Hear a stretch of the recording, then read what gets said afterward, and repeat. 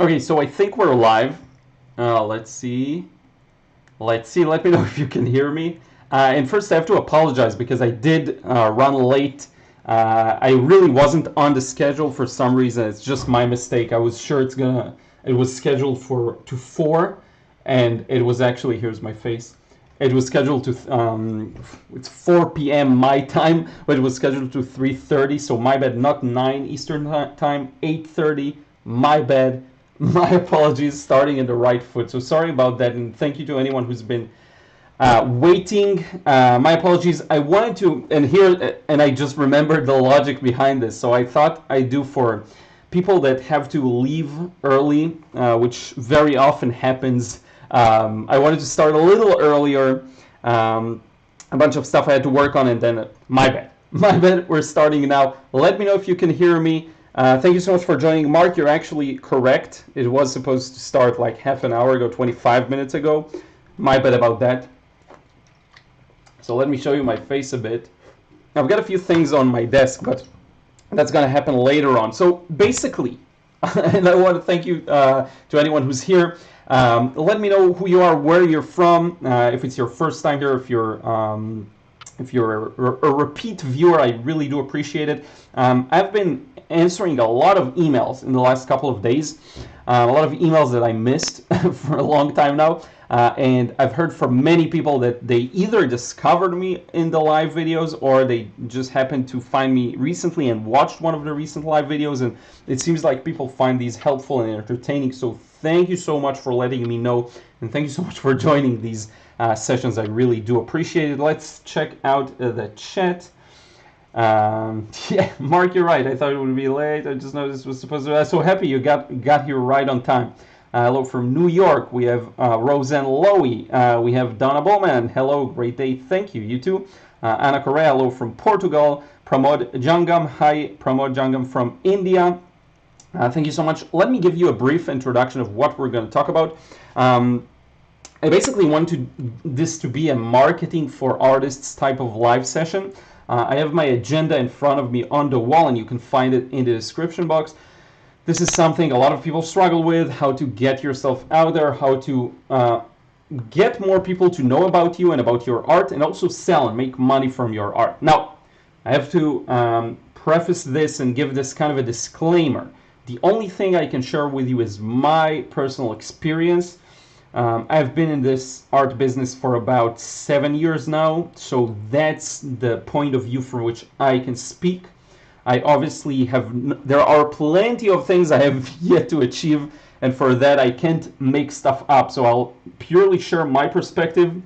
Hopefully you'll gain something from it, specifically because it's from the perspective of someone who's in it. I do think I was able to so far achieve some very interesting things and to get to a very interesting place. I'm always grateful for where I am, and I always recognize the fact that I have always somewhere to strive to.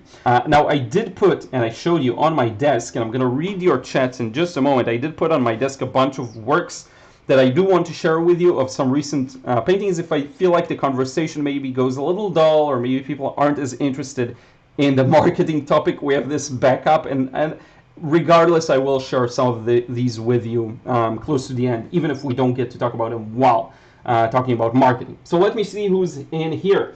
We have Garima Chaub. Hello from India. My name is Garima. Tanya Narayan. Hello, this is Tanya from India. A lot of people from India. That's really cool. Claudia Yobera. Hello, I'm from Barcelona. My English is regular. I think, well, you mean your English isn't as good? Don't worry, mine isn't as good sometimes too. Mary J. Hello from Kansas City. Jan Parker. Hi. Claudia KZN. Hi, first timer, South Africa. Thank you so much for joining. I really appreciate it, Claudia. Ucha Murmu. Hello from India. Jan Parker. Hello from Alabama. Did I read this one already? No, I just read the hi. Paula Diaz, hello from Colombia. Jackie Megan, hello from Liron from Georgia, USA. Natalie Kelly, hey Liron, it's Nat from Perth, Australia. Great to be able to share another wonderful live with you. I'm learning a lot. Thank you. So thank you so much. And again, for people who are just joining in, if you can, by the way, hit the like button. That really helps the live stream get to more people. I really do appreciate it. YouTube sees a lot of likes and they go, oh, this is an interesting one. We're going to send more traffic to it. So thank you for that. So what I was saying is basically I'm going to combine this kind of, it's going to be a live about marketing, putting yourself out there, getting your work in front of people, and I'm going to show you some pieces of art that I've newer and older. Okay, there are some interesting things here that we'll go back to. So let's see. I do have my points here on the wall, and I want to start with one thing because that's the thing that's I think on a lot of people's minds. Especially I experienced this when I met a lot of creators who are based here in Israel, and I talked to them, and they either found me on some Facebook groups, local Facebook groups for artists. Let me arrange the Mac so it doesn't shake as much. Here we go. They either met me on local Facebook groups, and then there were a couple of meetups. One of the things I heard a lot from people is, like, how do I find the time to share so many posts on Instagram and share the videos on YouTube? And a lot of people feel like doing the promotional work will take time out of your workday, out of making art. And at its basis, artists make art. I think that's the main thing that people want to be doing when they make art. Maybe it's to share the art with the world, maybe it's to express something, but that's the main thing. Now, I don't really have good news in that regard. The answer is yes, it does take time. And my point is that marketing is an integral part of an artist's work. Okay, it has always been that way. If you go way in the past, artists used to have to market themselves. They would have to make the right corrections, whether if it's medieval times or Renaissance, they had to meet the right people to work their ways into the lives of nobles and so on. And later, in later periods, artists have always had to put themselves out there in order to make a living from their art. And it's not just about making a living, it's actually about getting more people in front of your art. Okay, now one thing I don't know if I'll discuss today is like the quality of art, or are you good enough? That's just a whole another topic. We can address it later on if you want me to. But I do think art is highly subjective. There's a market to pretty much for everything. So I wouldn't worry about that necessarily today. Now, I do want to say, if you have any questions, drop them now in the chat. I will go over probably everything. I just don't know how much talk I have in me on this topic. Okay, I'm feeling it. Feeling through it, and I want to make sure that we have enough substance for this live stream. Okay, but that's the first point that people have to understand. Marketing has always been an integral part of an artist's work, and it does mean that it will require time. Now, let me draw another kind of boundary. If you're just in it to make art, you don't necessarily want to make a living off of your art, and I talked about this in multiple videos in the past. If you just want to make the art and work in whatever anything else you're working, that's perfectly fine. We're talking about making art not for a commercial purpose, not for making money. That's fine. We'll set this aside. Now I'm talking about people who want to make a living from art, and there is no way around it. It's just a part of what you have to do. Now, if you purely hate it, there are solutions. You can get other people to do it. You can pay other people to do it. You can find a business partner. There are ways around it. But your art needs to find a way to get to the audience. Okay, that's how important it is. So if you're wondering how can I do this promotional work, well, just know that you kind of have to in a way. Okay, just kind of a premise to get us started. Okay, now let's go back to the chat. I want to see what you're saying there, what you're asking, and if there are any quick questions, I'll start addressing them. We have Ahmed Foro from UK. Thank you for your efforts. Thank you for being here. I really appreciate it. We have Dave Lowe in the house. Hi, Dave. We have John. Hi, my friend. John, I really was thinking about you when I wanted to start earlier, but my bad. I can't believe I missed it, really. I have to check my schedule now. Did I schedule this live? Yeah, that's the problem. I didn't schedule it in the right time, and if I don't schedule stuff properly, it's just usually not going to happen. I'm not going to be punctual. My bad. Wait a sec. Okay. Let's see. Sanidia Sharma. Hi, Liron. Back again to enjoy this session. Thank you so much. Barbie Warner. Hello from Erie, Pennsylvania, USA. Barbara Gemin. I'm not sure if you pronounce it Gemin or Gemin. Let me know. Hi, Liron from Italy. Madhur Srivastav. Hi from New Delhi, India. And for first time, put my art online. Okay, so you're putting your art online for the first time. That's great. That's a great start. Pamela Carpenter. Thank you for many great videos from Cape Cod, Massachusetts, USA. Mess. Greetings from Bulgaria. All the best. Jung Hung Sung Watercolor. I can't believe you're here. Is that really like your official channel? Is that my friend whom I covered in the Painting Masters series? I don't know. I'm not sure. I can't click it, but thank you so much for being here. I really appreciate it. We have a celebrity in the house. Gary Macho, how one can come up with new ideas to post on social media platforms. Okay, that's a great question. We're going to talk about it in just a few moments. Sujanith, hi my friend, how are you? Shivam's YouTube channel, hi Liron. Daiji Shinowari, hello. I was surprised that you started this live earlier than usual. Yes, I have, but like 5 minutes. Should have been 30 minutes. Shivam's YouTube channel, I'm only 13 years old, but I'm your biggest fan. Thank you so much. John says, no worries, my friend. Thank you for the effort. Thoughts? Okay. So, just to address this question real quick, how you can come up with new ideas to post on social media. I would say a big part of social media, and I will talk about it in just a few minutes, is experimentation. The thing is, instead of trying to guess and assume you know what people are interested in, I would say just try something. So let's say I'm working on this painting that I have in front of me, or let's do this. I have this painting I'm working on. I don't know what people will like. So what I'm going to do is just take a picture of it mid-process and see if people react to it. I'm going to post just a picture of this half-painted sky with a beautiful gradual transition, none of these details, and I'll just see what people react to. So I didn't get as many likes for the stage, but maybe I did get a lot of likes for the final piece. So I know that people like to see final pieces. Now let me try and post pictures of finished paintings that are more detailed, less detailed. Let's see what people react to. If I'm working on something more illustrative like my manga that I will show you more of later on, how do people react to that? Now, there are a lot of intricacies within that because I built an audience around watercolor. So if I'm going to start posting now this, I may get less traction and less people responding to it.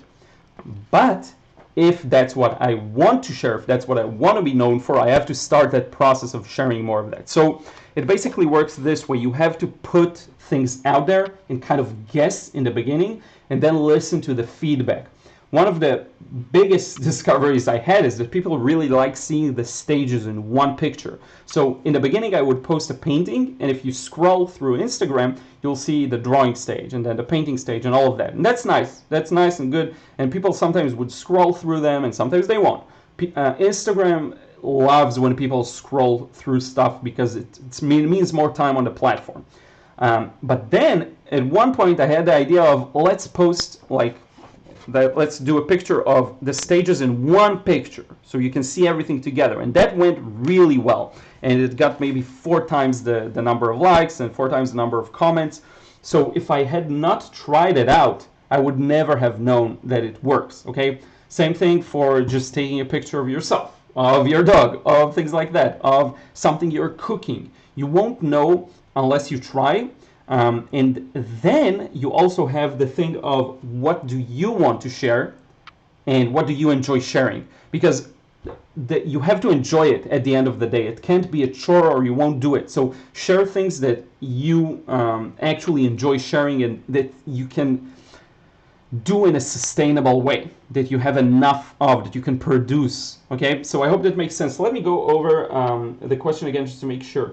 How can one come up with new ideas to post on social media platform? Okay, so if you're talking about new ideas, I would say you can always take ideas from other people, like look at what other people are doing. That's a nice starting point. What I like to sometimes do is look at people and what they're doing. Okay, so this is going to be a good one. So if you're on Instagram or if you're on YouTube or on other platforms and you're trying to create the content, here's something I love doing. So I love to look not just within my topic and my niche, so just other watercolor painters, and see what they're doing in terms of their content. I like to look at completely different types of creators. So I'll look at people who are just comedians, and I'll look at people who make unboxing videos, and I'll look at all sorts of interesting things like that. And I'll try borrowing their concept onto my own content. So then you gain a lot of things from different fields, and it can be as far as just unboxing videos, and like high-tech gadgets kind of thing, but it can also be like a channel that's about oil painting when I'm doing watercolor. Because when you look at these channels, every niche has a bit of a different vibe to it. People produce different things within those ranges. So that's something you may want to consider. Okay, but at the base of it is just put things out there, whatever it is, document whatever you do, and wait for the feedback to tell you what more you need. And you won't get much feedback when you get started. You'll get like 5 likes and 1 comment. That's great. Like, be grateful for that and continue. That's where consistency comes in. I hope that makes sense. So let's see. A lot of people interested to hear, Claudia KZN, interested to hear your take on what the options are, where and how to market. Okay, yeah.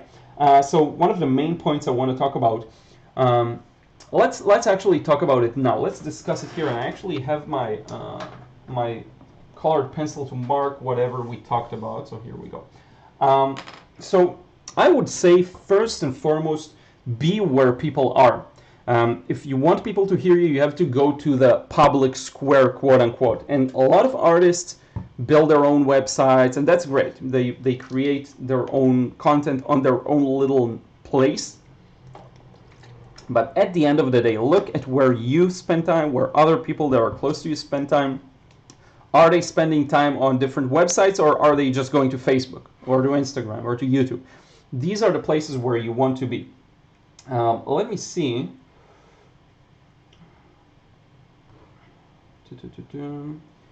I don't know why the chat jumped on me. That's a little weird. Okay. So there's going to be some dead air as I work through some of the comments and questions. Yeah, so if you're talking about places, I can give you a few off the top of my head. YouTube, obviously, it's a great platform. Instagram, everyone's on Instagram. TikTok is like a huge secret that's like really out there. It's not really a secret. People are on TikTok. Young people, it does skew a little young, but all sorts of people are on TikTok. I'm on TikTok. People watch stuff there from all kinds of different topics that you would be really surprised to know. Like, you can find everything there, from personal trainers to Pokemon unboxing videos to painters to makeup, obviously, to a bunch of things. Dancing, obviously, that was the main thing. Like, you can actually learn moves there if you watch people that do like hip hop or stuff like that. Hip hop and what do you call it, like all sorts of dancing styles. I know nothing about it, but this is where people are, and what you want to do is put yourself where people are, because they aren't necessarily gonna go out of their way to find your website. Okay, now it's good to have a website, it's good to have your own place to send people to, but ultimately the habitual action of going every day and scrolling through the feed of Facebook or whatever it is, that's the place you want to be. And that's what I did. I've done something very simple for the last couple of years. All I did was post as many videos as I can on YouTube, post as many posts as I can on Instagram, and then the content will find its audience gradually.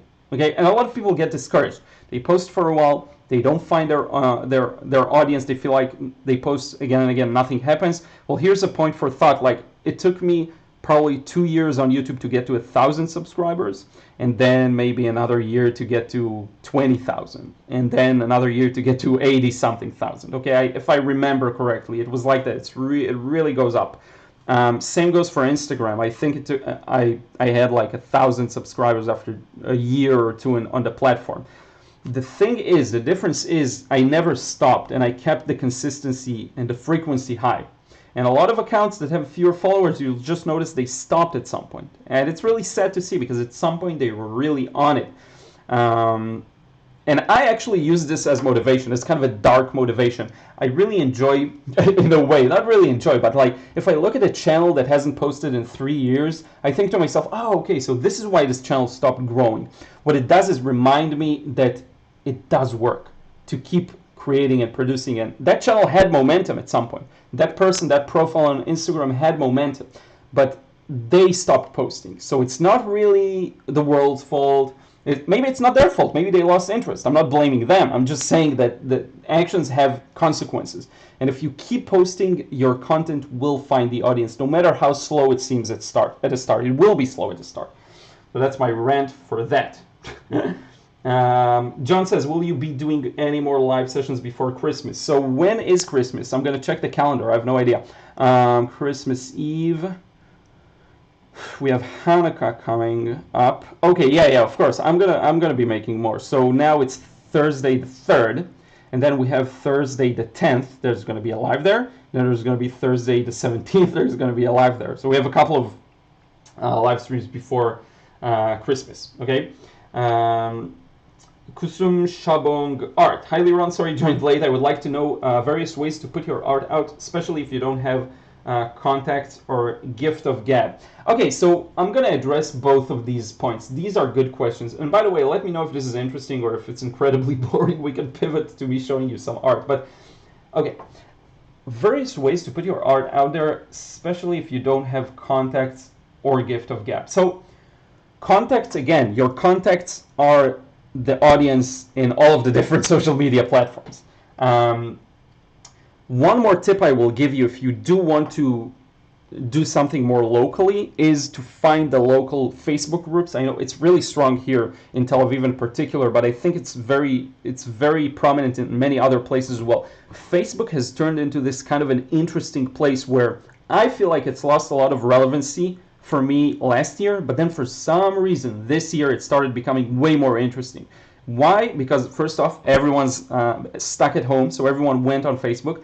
A lot more groups around different interests have started popping up. So for me, now that I got into collecting Pokemon cards, I joined a few groups and I check in almost every day. It's interesting. I go on these groups and it's very interesting for me to see what people are posting. I also posted a few times. So it's like every small niche created this kind of an environment, like a mini forum for it. So if you don't have the contacts, go to these groups, join them, learn who's there. Like you can join a local artists group, you can join a local gallery group, you can find pretty much everything and start dipping your toes into this world. Okay, I hope that makes sense. That's like a local tip for you. I got a lot of work from this kind of a weird way of posting stuff, and then people either buy the paintings or I got in contact with people who later helped me get more paintings sold just from posting there and taking part in the conversation. And I don't even think you need to be that like commenting on other people's work necessarily. If you post things that are thoughtful and interesting, people will inevitably interact with what you post. They'll reply to what you say, they will comment on it, they will like it, and be grateful for whatever you get at first. Now, the second thing you said is gift of gab. I don't really think gift of gab is a must. Like if you're this awesome communicator, if you like talking and having an audience, you can be a great introvert and still be able to post. You don't have to do video at all. No one's forcing you to do video. No one's forcing you to show your own face.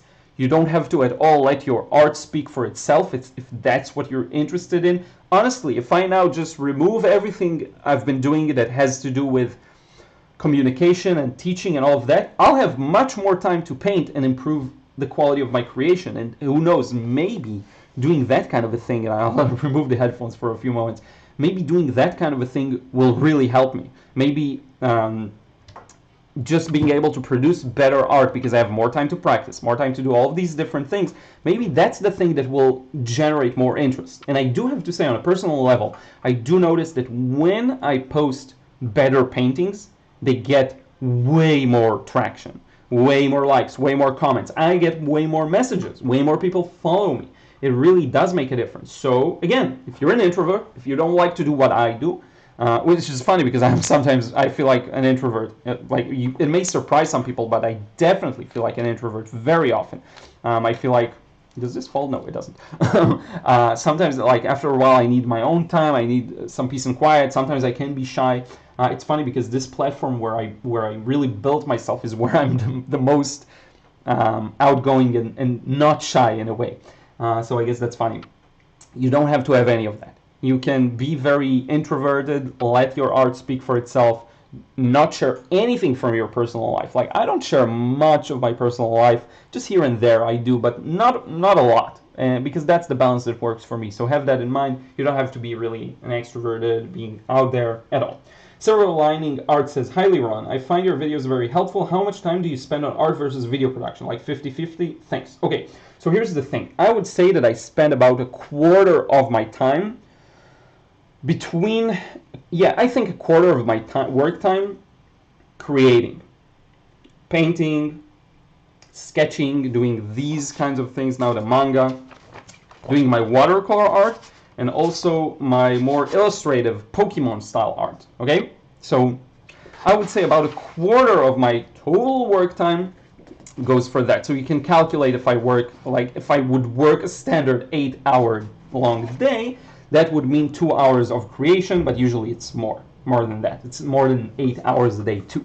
Okay, so how much of that other 80%, 80%, like 3/4, is devoted to video editing? I don't know, not much necessarily, but it is devoted to other marketing related, content related tasks, communication related tasks. I spend, like, just yesterday, as I said, I mentioned it earlier, I spent maybe almost an hour just replying to emails, and I don't have that time, but I did do that because it was important, and I was late on my responses to a lot of people. So I just spent, and it's not emails like, where can I buy your course, and then I send them a link and I made money off of that email. It's just people sending their questions, their problems, their struggles, and I'm just like paragraphs, like stories, and I reply to that because it is important for me to know that people, when they talk about me, they feel like they're talking about someone who's there for them.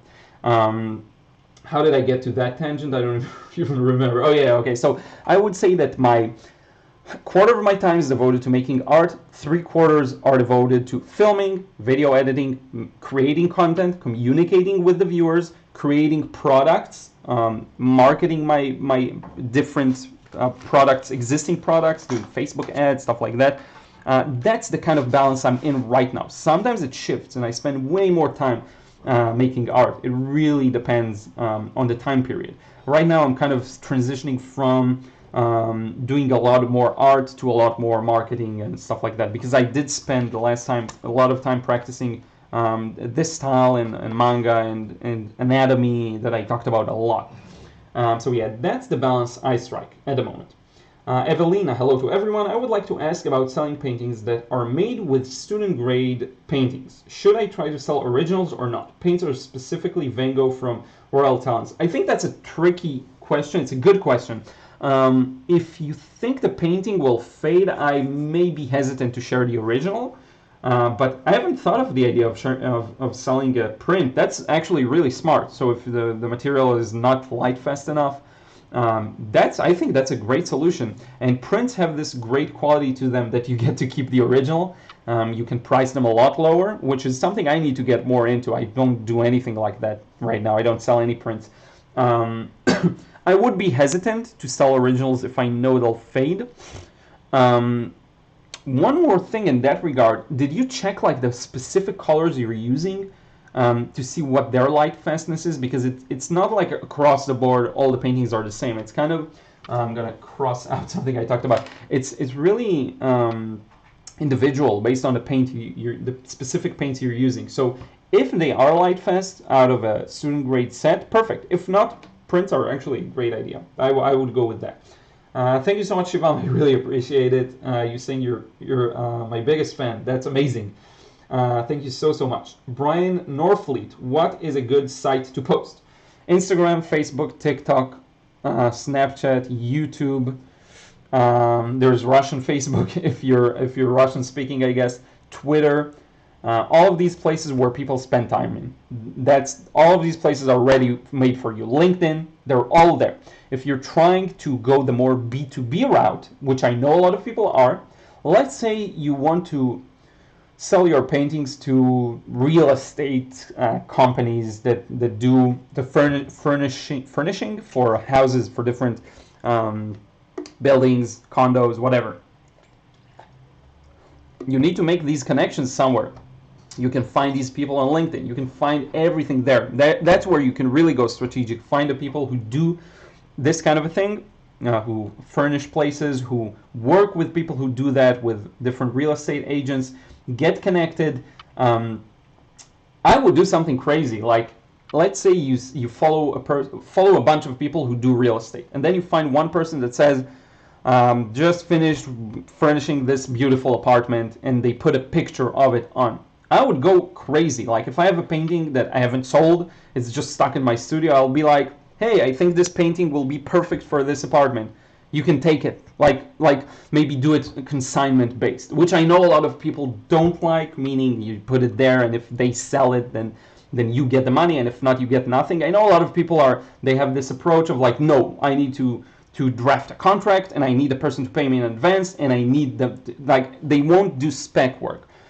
I'm not necessarily, I don't necessarily agree with that. I do think there are a lot of opportunities out there if you're willing to do that. Like you have, again, a painting that just is laying around in your studio. You can just contact the person and say, hey, this one looks perfect for this apartment. Do you want to put it there? Just have it for the apartment. If anyone purchases the asset, or if you get people to rent it, you can kind of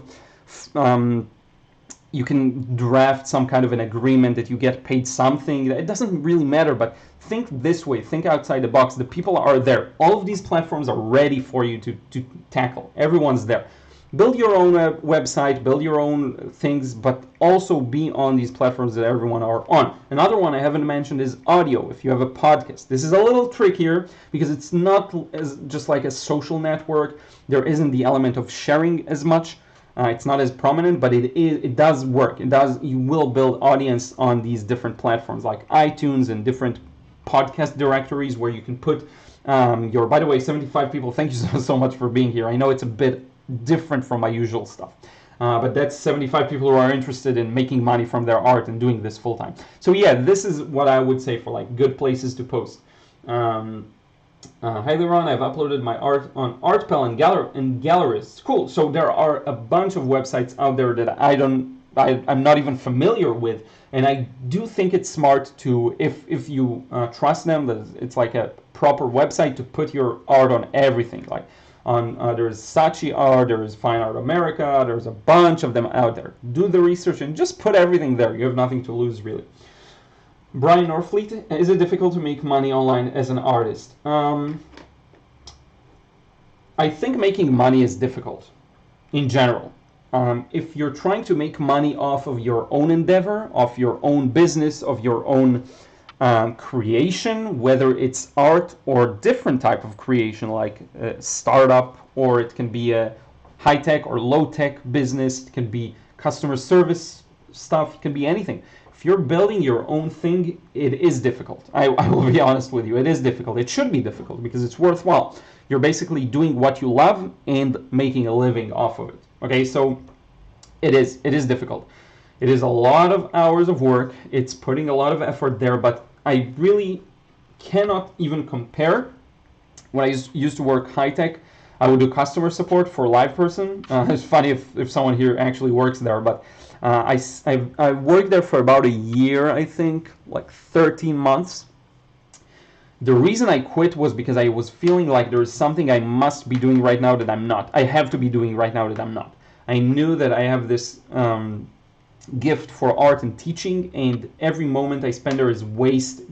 And I felt like I was not even close to bringing out the full potential in me.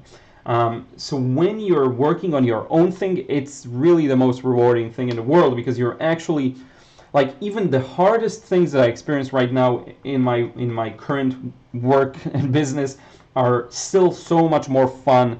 Like, the worst problems right now are so much better than the kind of medium level problems I had as an employee in that company. Not because of the company, by the way. The company is great. I have no complaints about that. I actually had a really good boss too that really understood me.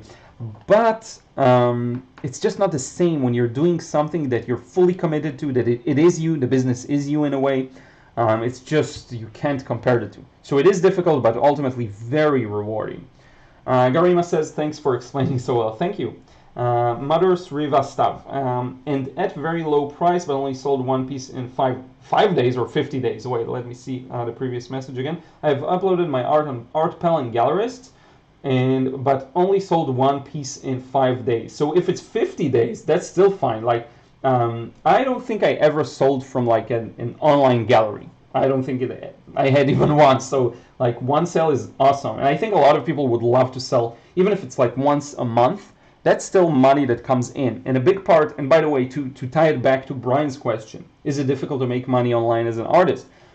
A lot of making money as an artist is having those multiple streams of income that you get from many places, from teaching, from selling the paintings, from online courses, from affiliate marketing. Like a lot of people put links to, me too, also put links to products on Amazon, and then I make like a teeny tiny commission. So it's maybe 30 to 100 bucks a month. That's something. A lot of people would love to sell one painting a month, and it's like a nice kind of extra income in a way. So it's about that. It's about starting as small as you have to and slowly building up as many streams of income as you can. And your streams can be different than that. It can be an online gallery, a physical gallery, doing private lessons, and then these three together, they ebb and flow. So 1 month you sold nothing online, but you sold a few paintings in the real life gallery. 1 month you had a bunch of students come over and you didn't have a lot of painting sales. They kind of balance each other out. For me, and I talked about it a lot, the streams are private lessons, which don't happen as much now because of COVID and all of that crap. So private lessons, selling the paintings, my online courses, that's 3 online courses on my website, courses on Udemy, books on Amazon, affiliate marketing on Amazon, like the links, Patreon, so people who want to donate, which is really amazing. Like I'm super grateful for that. So that's already 7. I probably am forgetting like 1 or 2 or 3. So that's as many streams of income you need just to make sure that if one thing goes down, another thing goes up. Okay. So yeah. John says, thank you, you got it. Yadukul says, hello. John says, what have you found to be the most difficult aspect of marketing? The most difficult aspect of marketing? I would say the psychology of it. So when I'm running Facebook ads, which is something we'll talk about, it's really hard to sometimes get in the mind of the customer and really phrase, like word the ad in a way that will convert. You want, when I go on some kind of a website and I see an ad, I actually want the ad to be perfectly tailored for me. I want the ad to have the exact wording of my exact problem. So for me, with the frustration-free watercolor course, there is just a bunch of people out there who are frustrated with watercolor painting. They can't seem to control the medium, which is another problem in and of itself. They can't seem to let go, enjoy the process, and that's why I created this course. And like if you've ever seen my ads on Facebook, it goes like, are you frustrated with watercolor, or feel like you can't control watercolor, or struggling to let go and enjoy the painting process? It has to speak to the customer, to the potential customer. When you see the ad, you have to feel like I'm your friend and I'm actually asking you a question, like a real question. That's how I want the ads to come through to the potential clients, paying customers. It really is the hardest aspect for me, is getting into the mind of the customer, really knowing and understanding what they struggle with. And I did a lot of research to know these things. I did a lot of research. I went over all existing products in the watercolor market. I went over forums. I searched for people's greatest frustrations on YouTube videos. I scoured YouTube, reading probably thousands of comments, not exaggerating, of all of the people that have problems with anything that has to do with watercolor. I went over Amazon, searched for watercolor. I'm teaching you all of my tricks on market research. Went on Amazon, found books on watercolor painting, and looked for the comments and the reviews. What do people say that the book has not helped them achieve yet? And I said, I'm going to be the solution to these problems. I'm going to look at all these problems. I'm going to find one that I can solve really well and solve it using a product. Okay? And that actually brings me to an interesting point and where did I write this? Yeah, know your customer and audience. And people are selfish, and rightfully so. If your product isn't good enough, if your offer isn't good enough, if the price is not right, if you aren't clear enough, so people don't know exactly what they're getting, they won't buy. People only buy the things that give them value, or they perceive as things that will give them value. and they're rightfully selfish in a way. They don't want to just throw their money away, the money they worked hard on. People want things that will give them something, like give them either the emotion they're looking for, the feeling that they're solving a problem, the actual solution for a problem, which is what I try to do, not just give the feeling that you solve a problem, actually solving the problem. So yeah, that's the hardest aspect of marketing. And I do want to, we may touch upon this in a few moments. Again, just the, knowing your audience and customers. Pamela Carpenter says, how do you go from getting views and likes to making money? And how do you price your art? Okay, pricing is relatively easy. No one can give you the solution to it. Honestly, the best answer to me would be try not to price your art at a price point where you feel disappointed. Okay, I'm gonna get my sweater. It's a little cold. Try avoiding giving your artwork price where you feel cheated or like you got a bad deal. Okay, that's I think the number one thing to have in mind. Now, think about a price point that really excites you, like knowing that if you sold this painting, you'll make this much money. And really try to imagine getting this sum of money. And if it excites you, that's a good starting point. Now, it may be too high, it may even be too low sometimes, but I think if you're excited by a price, even if it's too low, that's a better point to begin with.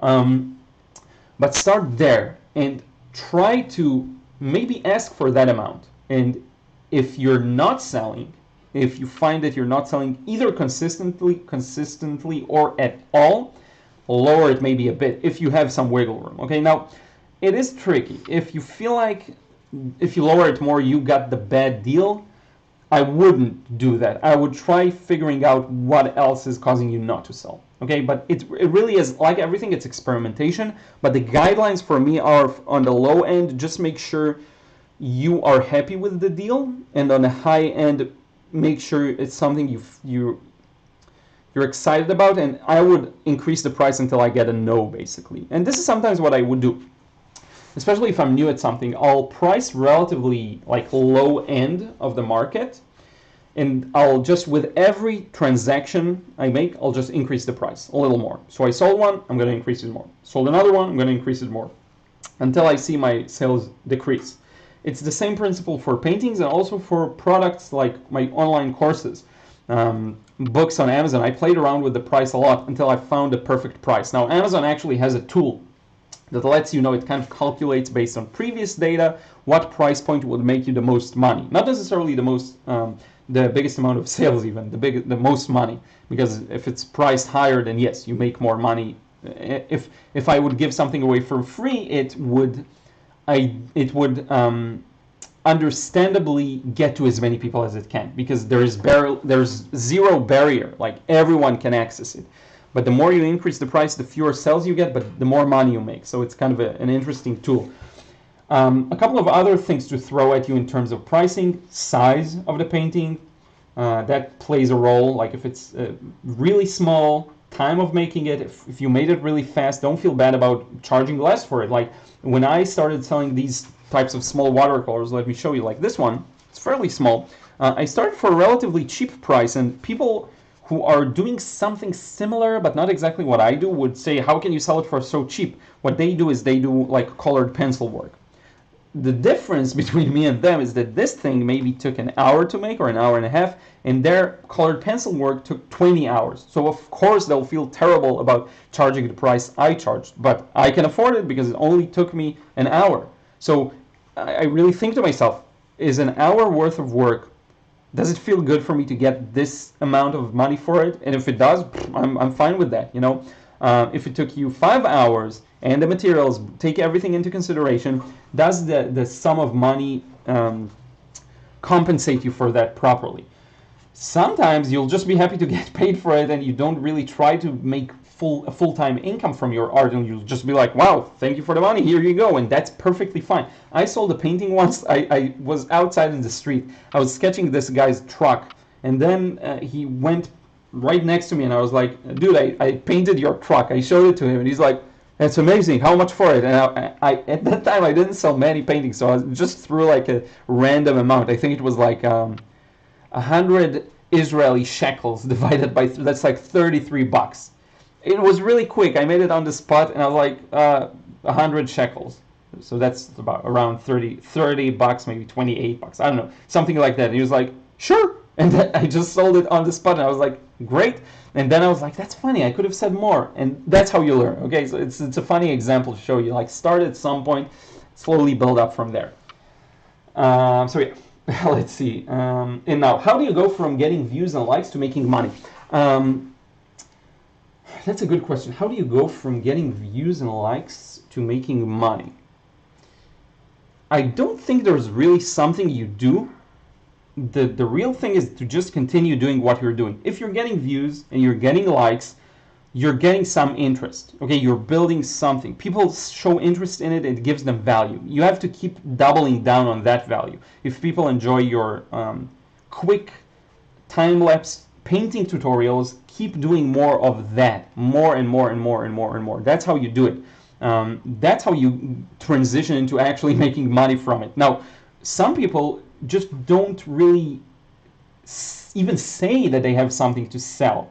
That's something you want to consider. Like, if you're already getting some views and people are into it, you can casually mention, if you enjoy this one, I have a course you can purchase. Or if you want the painting, it's for sale, send me a message. Just saying that is 100 times more likely to actually bring you a sale as opposed to never even mentioning it, okay? So I think that's how you do it. You provide as much value as you can, which is something we will talk about in a few moments. It's just these questions are great, so I'm just going off of every question. There's a lot to talk about. Maybe we'll just do it this format, but you just continue doing what works for people, for the viewers. Give as much value as you can. Always give more than you ask for in return. That's what I do. Like, the amount of free content I post, you can just live off of that. You don't ever have to buy my courses. You really don't. People don't even, like, you don't need me as, if you were a local here, you don't need me even as a teacher, like, to teach you one-on-one, unless you have a very specific problem that we can tackle. That's a big thing. People who look for the higher tier things, like personal, like private lessons, more expensive courses, they went through the cheaper options or the free options, and they know what they need in a more specific manner. So it's kind of like a funnel. It's like a ladder they climb. And most of the people won't buy anything from you, and that's fine. I think I have almost 100,000 subscribers here on YouTube. I don't think like even 10% of that has bought my courses. Maybe 10% did, but not 50%. Definitely not 100%. Okay, you get my point. Most people will not buy from you. Then some people for whom your stuff is extremely relevant will. Okay, it's just a matter of time. Now, one more thing I would say, and that's how we'll wrap up this question, Pamela, is put your product where people are. That's really important. I cannot stress this enough. So if I sell my courses on my own website, that's fine. I make 100% of the profit minus PayPal fees or you know, my credit card company's fees. If I put it on there, no one really has a way of finding it organically. They have to go through my content, my YouTube videos, whatever, and find it. But if I put my courses on Udemy, which is a platform for courses, or Skillshare, or Coursera, or there's a bunch of them out there, people will find them organically from the platform without me doing anything. So I would say, if you have your website, which is very common, again, people have their own little gallery and maybe just one thing, like Instagram, or one thing, YouTube channel, like, that's fine. And if you're lucky and if you get enough traction on this platform, you will funnel people to buy your stuff. But the main thing is, put your paintings in a gallery that actually has a lot of traffic, not just on your website. If you're teaching, put your course not just on your own small website that no one can find, but put it on Skillshare if it's a shorter format, if it fits that. Put it on Udemy if it's a longer format. Put it where people are. Okay, I hope that's a good question. That's a good answer to your question. It's a detailed question, so I was happy to answer it. Lola NP36 originally found you through the Mind of Watercolor years ago through YouTube. That's amazing. I did like a video with Steve. We did like an interview style video, and I also talked about his channel a lot during the years. It's a really good channel. Evelina, what about pricing our works? What do you think about prints of our works, and how do you price these prints?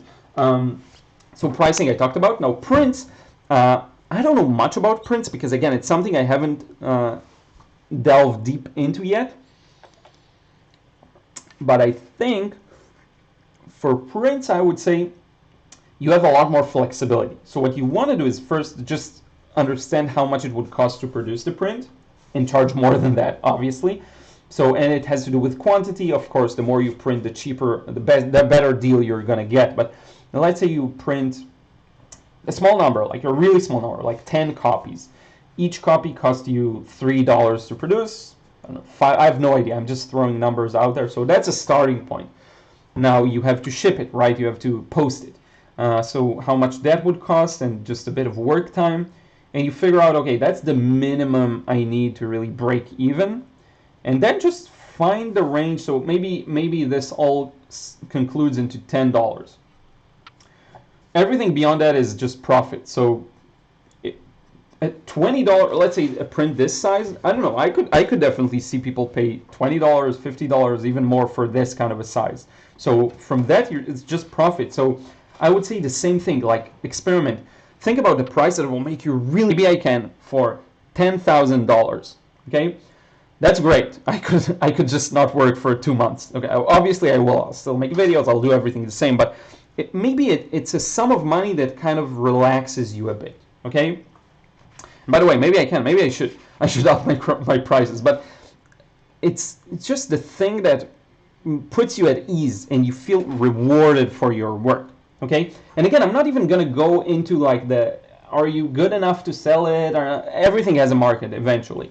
And people like all styles. They like abstract, they like impressionistic, they like expressionistic, they like realistic. Everything has its own place. So yeah, that's the thing. I would say think of the sum of money that makes you happy. Start from there and see how it works. Like, does it actually convert? Do people actually buy?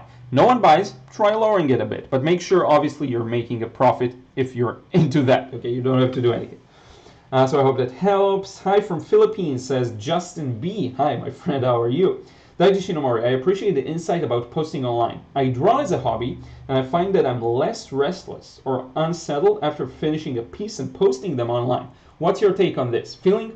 It's interesting. I think posting a painting is a type of a closure in a way, because once you posted it and you said, here's my finished work, it's kind of done. You don't feel like you have to go back and change things or do things because you already declared it done to the world. So maybe there's an interesting psychological thing at play there. For me, it depends. I do feel sometimes the pressure of posting, which is very understandable, like staying relevant and making sure people don't forget about me. That's an illusion. I'm aware of it. It's people don't forget. If you come back, you need a few days off. That's more than healthy.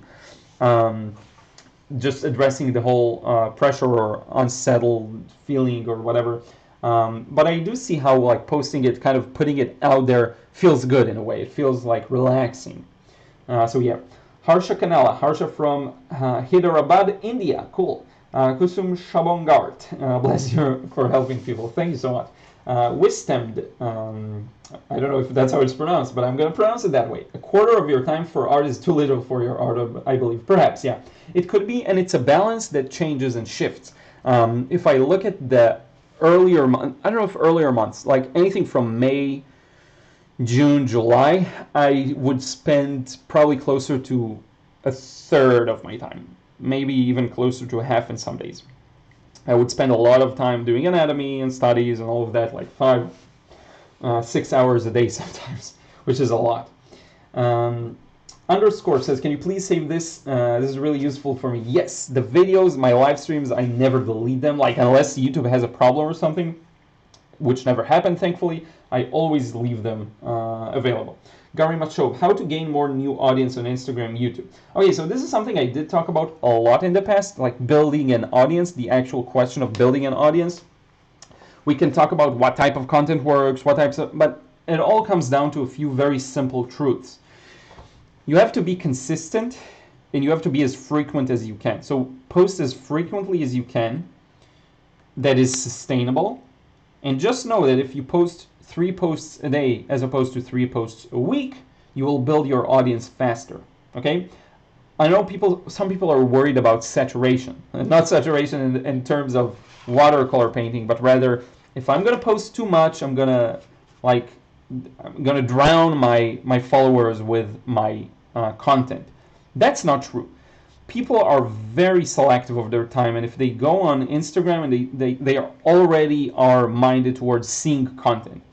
And the algorithm is really smart. It knows to show people what they want. So you will never be able to drown people with your content. You will never be able to oversaturate people. The more you post, if your posts are hitting right, you will grow faster. Now, a couple of things to have in mind. If there is something you're interested in and you enjoy doing and you would like to share it, share it. An example for me is moving away from posting only this type of work to also posting this type of work, which is not the usual stuff you'll see from me if we would run the clock back 6 months ago.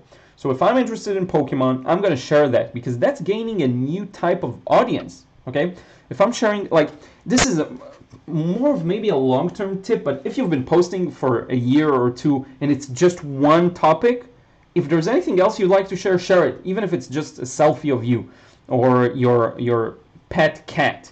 And use, by doing different types of content, you will find more mini subsets of your audience. Okay, now I would say another important thing, and I talk about it a lot, is creating for the platform you're using. Now, first and foremost, you have to enjoy creating the content. So let's get that out of the way. Now, after we made sure we enjoy it, every platform has its own rules, its own set of guidelines to get more views. The most general guideline I can think about is if your content keeps people longer on the platform, that's all they're looking for, because all the platforms are looking for is to show ads to people. Instagram, YouTube, LinkedIn, they all want people's money for ads. Like if I'm a publisher, I want to publish, I want to sell my courses, I pay Facebook money to show my ads. That's the money they're after. Now, if your content is keeping people more engaged with the platform, that's more ads that they can show them. So if I'm Mark Zuckerberg and I want to make sure that people spend the most time on my platform, and forget about like the judgment of if that's a good thing or a bad thing, I get that, but let's look at it in a like an empirical kind of way. If Facebook's goal is to keep people as long as possible on the platform, that's also your goal, because that means Facebook will reward you with more views, more content, more whatever. If the platforms feel you get engagement, like the fact that you're going to hit the like button on this live stream to help you get it to more people, if they see that, that's a mark for them to know, Mark Zuckerberg, that's like a signal for the platform to say, oh, okay, people are into that, send more traffic to that way. That's how you build more audience. You respect, to some extent, the platform's rules. Now, of course, the first thing you need to make sure is that you enjoy the content you make. So if respecting the rules of the platform is a torture for you, for example, hashtags on Instagram. You want to make sure to include hashtags so that people find your courses. So every post I make, I actually use watercolor art, watercolor painting, watercolor lesson, paint every day, artist motivation, Tuesday motivation, like whatever it is. I use all sorts of hashtags, but don't torture yourself. If it's something you don't enjoy as much, put like 1 or 2 hashtags and move along. That's fine, but just understand that respecting the platform's guidelines can help you get to more people. And every platform is different. YouTube, for example, I think one of the things it appreciates the most is consistency in videos. If you post consistently, they really, really bring more audience to you. That's something you want to have in mind. Like, the more you can keep a schedule, they really like that. The more watch time you get, they really like that. Now, I've gone through time periods. It kind of again ebbs and flows for me. For some time period, I will maybe focus more on pleasing the platform, but then on other time periods, I'll focus more on myself and making sure that I'm having a good time and making sure that I'm enjoying the creation. And I think that's a fine balance to have. So yeah, try and balance that kind of a thing. Sujanith Totempudi, what is your opinion on galleries? Galleries, It's a very general question, so it's going to be a general answer. I think the galleries of today are online. Like Instagram is the gallery of today. Pinterest is the, by the way, I didn't mention it earlier. Pinterest is a great place to post paintings. That's another gallery. Galleries of the past, like physical brick and mortar, now with COVID, you see no one goes anywhere. And I'm sure a lot of galleries are having a really hard time. So online is the now. It is the, not even the future. It is the now. It is even the past in a way. Galleries have their own place.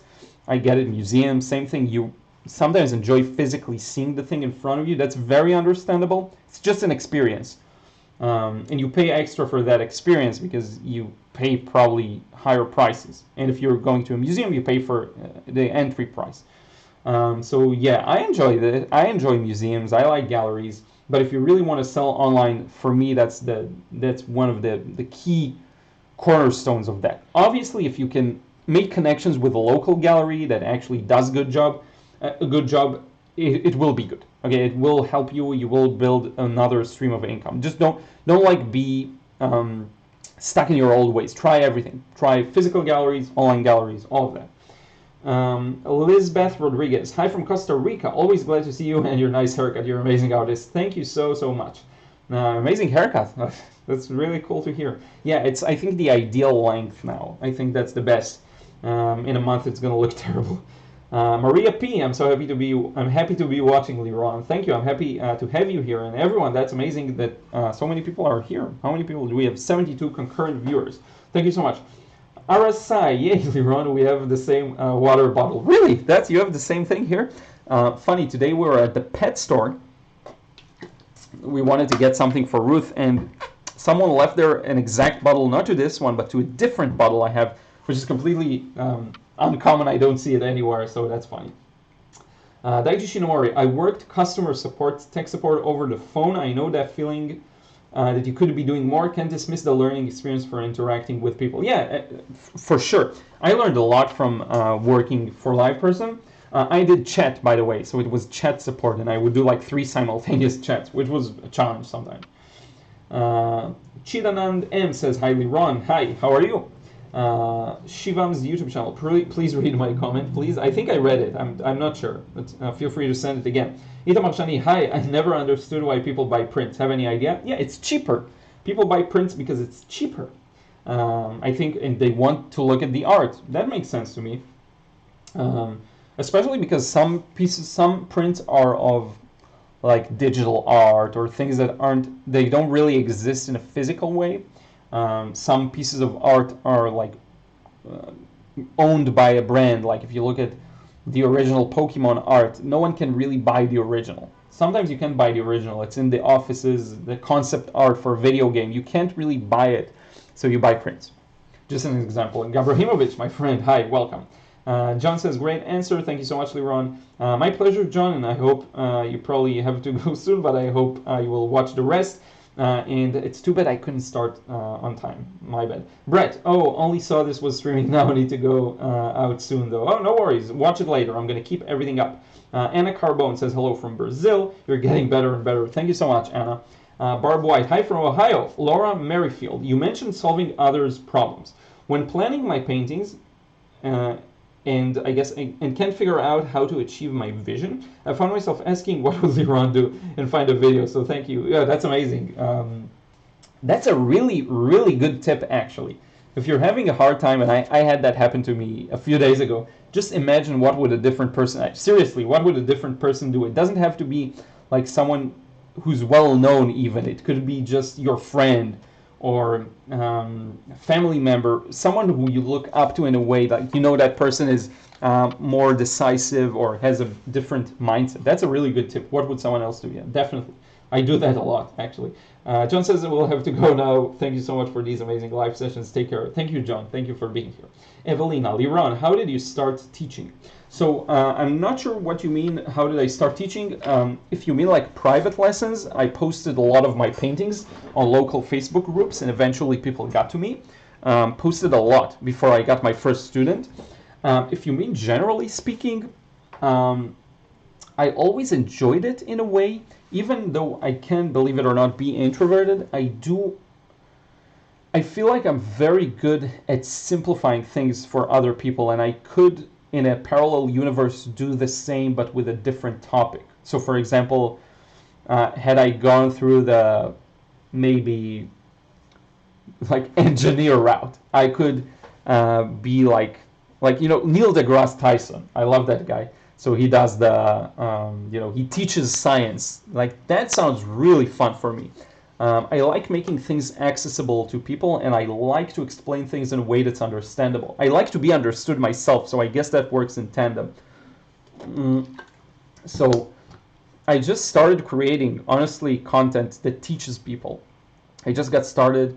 If you look at my really old videos, they're not as good, and my teaching skills aren't as good, and my art skills aren't as good, but I knew that I have it in me, and if I'll continue developing them, it will get there, so I didn't let that stop me, and a lot of people I think do, so that's a point for thought. Even if your art isn't good enough now, if you enjoy teaching, try it out. See what feedback you get. You may be surprised, maybe even if you consider your art to be not good enough, but someone else may really love it. You have no idea. So I would try it out. That's how I started. I just got started.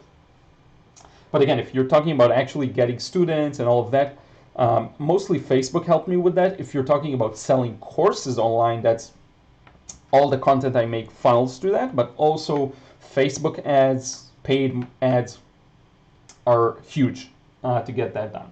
I hope that answers your question. Feel free to clarify more, and I'll try addressing more. Pamela Carpenter, thanks for answering so thoroughly. I really like the last point. Put it where people are. Exactly. Where they are. People are selfish. People are lazy. People are amazing. Don't get me wrong. I think people are incredible, and they go through things, and they overcome things, and they achieve and develop, and all sorts of things. But people are also lazy and selfish, and they'll go to where they're used to. And if you one day go from one platform to another and someone doesn't like that platform, they'll just stop following. If I now today decide to stop YouTube and just do full-time TikTok, yes, a certain portion of my audience will go to TikTok and watch me there, but how many people will just stop watching? I'm sure, I would guess more than 50% would stop watching just out of sheer habit. Think about it. How many people you kind of forget about if they don't post in a while? And if they stop or move to a different place, you never found them. So yeah, being where people are is huge, I think. Goker TV says, how can you recognize if you're bad on selling and marketing from people being unwilling to pay for your work? So you're asking, how can you know if it's your bad, basically, for not selling? That's a good question. I don't think I would even think about it or overthink it too much. I would focus on the customer. What do they want? And I'll try giving them what they want. And if you don't sell, maybe your offer isn't clear enough, maybe it's not good enough, maybe it's not what people want, maybe your art isn't what they like, maybe your art isn't good enough for the person you tried selling to. I wouldn't overthink, like, am I good enough or not? I would just try to improve, I guess. I hope that makes sense. And yes, some people are more natural sales people. I'm not. Like, believe it or not, I'm not. It doesn't come naturally to me. What comes naturally to me is creating and making content and teaching. That's like the trio for me. That's what my entire career is based on, really. In order to create the products that I sell, in order to market them, in order to sell them, I had to go way outside my, not comfort zone, but way outside my skill set and work and learn how to do better copywriting, how to write for real in a way that touches people and makes them, because it's different. To sell is different than to teach. So if I were to say right now, I have this course, it's called Frustration-Free Watercolor course, and if you want to learn how to let go, enjoy the process, and paint freely like I do, and get the results you want like this one, which is fairly realistic, you want to check that out. That's marketing talk. That's me giving you the benefits of what you want to achieve. If you're having a hard time, again, if you're struggling with doing this, just painting the way you see it, if you're struggling, if you're having trouble with that, you want to check out my Frustration-Free Watercolor course because it's really going to help you with that. I'm addressing your problem and the thing you want to work on. That's marketing talk. But if I'm saying now, make sure to make your wash wet enough and all of that, that's completely different. That's teaching. For me, the teaching comes very naturally, and don't let the videos mislead you that the marketing did as well. It's not. It's something I have to constantly think about, constantly analyze, realize what I'm doing wrong, why things don't convert as much. The reason I say I'm not as good at it is because I have friends who are, and it's amazing. Like, when you look at this painting, you think to yourself, wow, this person has skills. Think about having this talent, but in the form of marketing and sales. It's completely different, okay? That's my gift. My gift is this, it's teaching, it's all of these stuff. It's not really in the selling, okay? It's just the selling is experience. And if anything, that's like, that could be maybe motivation for you to try and improve the things you're not as good at, because I definitely improved my marketing and sales skills, but it didn't come naturally at all. It still doesn't. So yeah, I hope that addresses that. Brian Norfleet, are there any African American artists online? I haven't seen any. You know what? This frustrated me so much. So there are a few amazing artists, and it really depends on the niche. I searched for a long time for a female African American watercolor painter for the Painting Masters episode, because I was browsing a Facebook group and I saw a post that focused on women in art over the history, and I was like, I really wanted to feature this kind of an artist because I never had that kind of a thing, and I searched far and wide and I couldn't find almost anything. It really frustrated me. Now, I don't know exactly why, but it really does depend. If your niche is very specific, you may end up finding very specific people. I can't really explain it, but if this is all I'm producing, for example, then yes, a certain type of people or a certain, I don't know, people may gravitate towards it just due to historical reasons. But there are a lot of very talented African American artists. If you zoom out of the watercolor scene, in my experience, there are artists like that in the watercolor scene as well. But if you really expand it to different niches, you will find plenty. Okay, in the watercolor scene, not as many, unfortunately. I don't know why. And again, like, there are a lot of streams within watercolor. For example, in Israel, it's crazy to think about it, but in Israel, at least that's by just looking at what people post and the people who post in the Facebook groups, I can say that 70% of the watercolor artists in the group are of Russian are Russian descendants, is that the word, or people that are Russian in their origin. Maybe because watercolor still is, I think, taught in schools in Russia. So you have all of these weird things that you wouldn't expect, because the Russian community, the watercolor community, is huge here in Israel. I don't know what it is, but it's just a subset. So yeah, I don't know. I looked for a lot of African American artists in watercolor niche. I didn't find too many, unfortunately. So that's the long-winded answer. Indian Bro says Pokemon. Cool, I agree. Carol Baskin, 68 watching and likes. Oh, cool. Yeah, okay, guys. So the number of likes is identical to people watching. That's amazing. Thank you so much. I really appreciate it. Elila, hey, thank you for sharing this live stream. And by the way, just to tie back the previous question, if you know of African American watercolor painters in particular, let me know. Leave a comment. I'm curious. I'm sure there are. I just couldn't find many. Elila, hi, thank you for sharing this live stream here. Is no much content for... Oh yeah, there is no much content for marketing for artists. It's really helpful. Yeah, and I think, like, I'm very hesitant to always to post about this kind of a thing, because I only want to speak from my own personal experience. Now, my experience is of someone who built a relatively small business around their art. I don't have any employees. Honestly, I don't want any. I like to keep it to myself. But for a one-person business, I think I'm doing fairly well. And I think this year, with COVID and everything, I've been doing pretty much exactly the same. I didn't experience too much of a decline in sales or anything like that. So I think my business is really built to last in a way.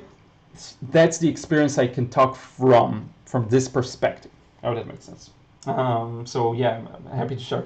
Zaid Thakur says, hi, only marketing questions allowed. No, feel free to ask whatever you want. Now is the time to address everything. So yeah, ask whatever you want. Fire away. Garima Shob, did you go to art college or you're self-taught? 100% self-taught. I went to a comics class when I was 10 or 11 years old for a few months, and that's it. I didn't learn a lot there. Actually, it didn't really change a lot. Never really. The thing is, if you want to go to art college, you have to really sniff it to make sure you get a good deal. Like, go and take a whiff and make sure that it's a good deal. Here's like an interesting point for art school. A lot of people bash on it. They say like you don't need it, you can learn everything online. That's true, but you do make connections. You do meet a lot of people. I can't even say how many people. There's a really prestigious art school in Israel. It's called Betzalel in Jerusalem. It has a worldwide reputation, I would say, and all of the graduates there, people who graduate in the fine arts and plastic arts, I think it's called, like the painting and all of the sketches and sculpting, they put their works in galleries because they made their connections there. The college is very closely related to a lot of galleries and gallery owners. So yeah, you do get the connections. That's a value you get. But can you get the same information, even more distilled, like if you just want to learn watercolor, can you get the same information from your home in an easier manner, just learning by yourself? Do you have the drive to do that? Are you a self-motivated kind of person? You may not need art school, just saying. And the cost of art school, like I graduated high school, served in the military for 4.5 years, and then I just got started doing what I want. Never did like you have the GMAT, or is it the SAT? I don't know what you'd call it, the SAT. I never did the equivalent here. It's called psychometry. Never done it. Never didn't go to uni. Nothing. I just went for what I wanted. For some people, they need it. It's good for them. It's great, making connections, meeting people, having the experience. Maybe I will in the future, but for now it just wasn't relevant. Again, long-winded answer. Elia, plus you're a really good teacher. I watched only a couple of videos of yours, but the things that I learned helped me much. I'm so happy to hear. Thank you. That's really the staple of what I'm doing, teaching. So if I know I'm good at that, that's all I can ask for, really. More than like selling the paintings or anything like that. Daiji Shinomori. Oh, I can relate. Not thinking my art is good enough to post. My constant struggle, so I fight against it and post. That's amazing. That's all that matters to me.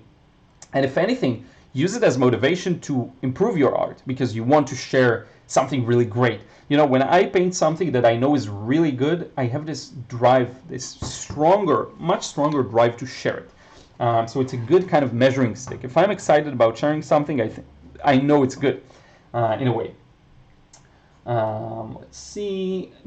Elila says, do you think creating interesting stories on Instagram helps? Yes, stories on Instagram are really important. I find that whenever I post more stories, I get more views, I get more interest. I think there is something personal to that. So doing stories, you share more of your personal life. People can, I'm going to turn on the AC maybe, I don't know. I'll turn it on for a moment. We'll see how it goes. I don't know, it's too hot with a sweater and it's too cold without one, so I'll try finding the right temperature. Yeah. Stories are really important. I would say also they add in terms of engagement. Like if you keep people in the platform, again, Instagram is going to love that. And if you make good stories, people will.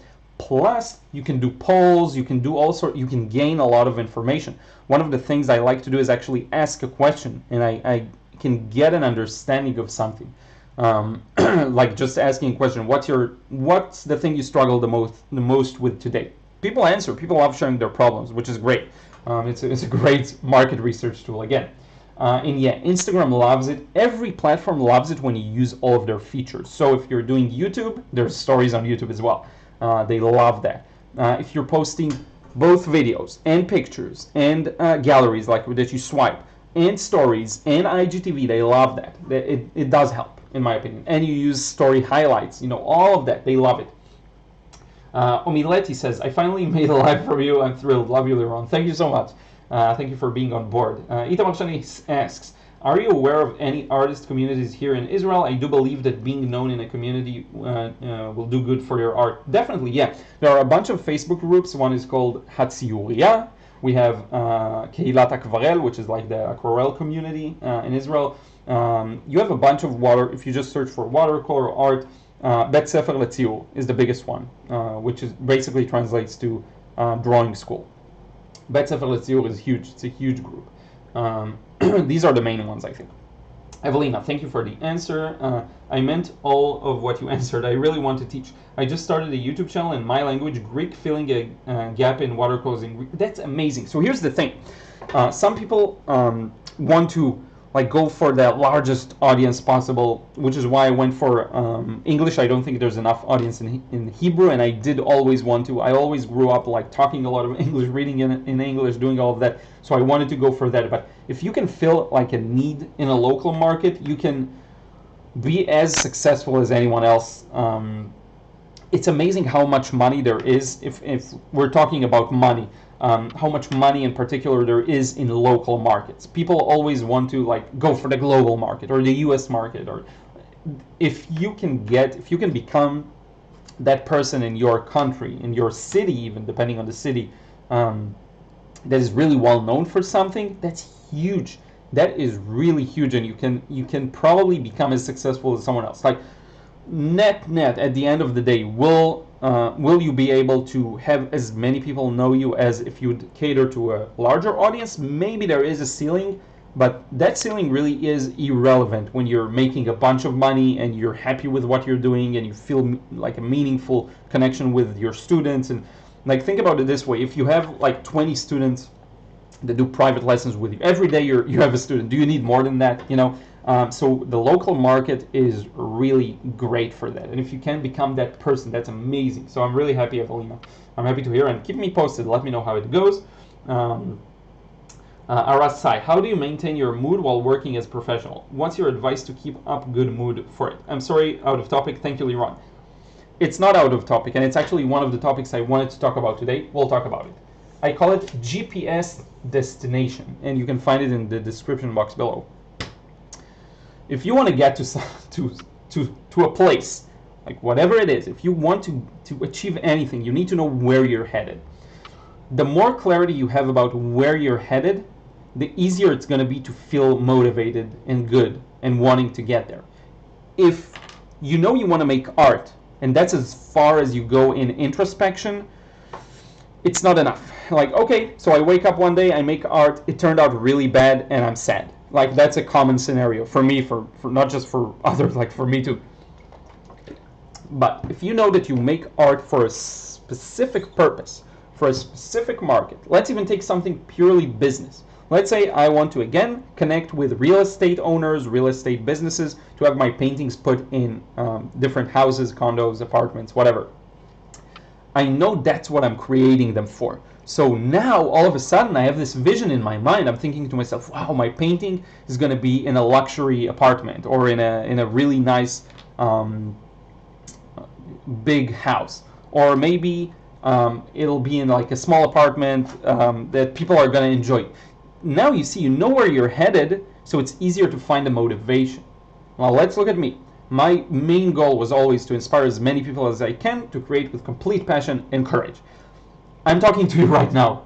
I'm getting the comments right. It's very easy for me to log in and do this live session. It's very easy for me to film, to paint this as a part of my challenge. It's very easy for me to film this process and share it on YouTube or on TikTok, because I always think, why am I doing this?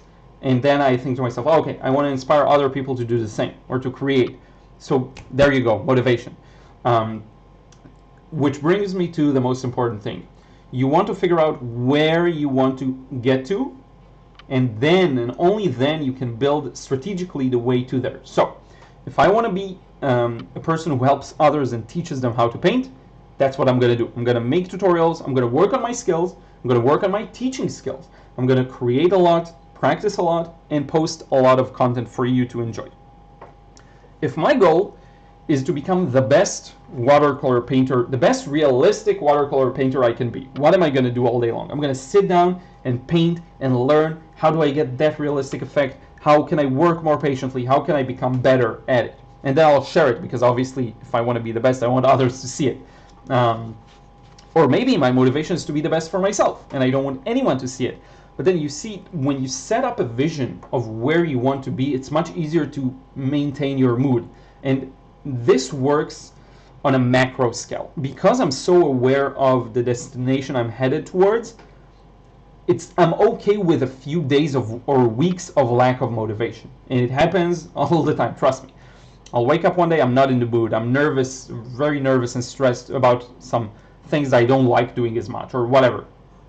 But the thing is, if you have a vision, if you know where you're headed, and you remind yourself of that vision every day, which we're going to talk about in just a moment, routine, even if you go through a few days of lack of motivation, or you're unhappy with your results, or whatever, I'm going to switch the painting, I keep showing up so I can show you something different. Even if you go through these time periods of lack of motivation, feeling bad about whatever you create,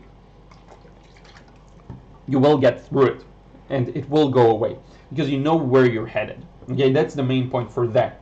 Like managing your mood and stuff like that, and being motivated to create. It's all about that. Now, routine. Okay, after you know where you're headed, you wrote it down in as much detail as you can. You have this kind of a vision, 1 page or 2 that you can read that say, I'm reaching millions of people every day, teaching them how to sketch realistically and blah, blah, blah, blah. I live every day on my own terms. I manage my own time. I take care of my health. It can be like a bunch of things. I work out every day. Now you need to set up a routine that, just based on the routine, you remember that vision. So every day at a specific time in the day, or maybe just whatever time during the day, you're going to read that vision, and preferably out loud. Okay? And that's the routine you want to set up, for example. That way you will never forget. You'll go, okay, you read all these things, you will feel yourself filling up with energy, because it's your vision. You wrote it. You wrote the things that really make you passionate and make you want to do what you do. So reading them out loud especially can really provide that motivation. Okay? That's how I do it. I hope that helps. And I can cross out this topic that I talked about. Good. Passions, values. Yeah, okay, there's something we can talk about another time. Hassan Borjali says hi, and this emoji. Hi, how are you? Daiji Shinomori, wow, I didn't know about watercolor being commonly taught in Russia. Interesting. Yeah, it's crazy. I heard it from many people. Hi, you try camel watercolor. Ajoy Sengupta asks, I don't think I ever painted a camel. Maybe one day I should. Stephanie Corral, just got here. Hi, Liron. Hi, Stephanie. I think it was a nice live stream up till now, so be sure to watch the replay if you get a chance to catch it later on. Miss Vernoy, or Vernoil, I don't know how to pronounce it. I've started practicing watercolor, but I'm Saint Lucian, not African American. Okay. I don't know much like Saint Lucian. I'm not even sure what that means. Sorry.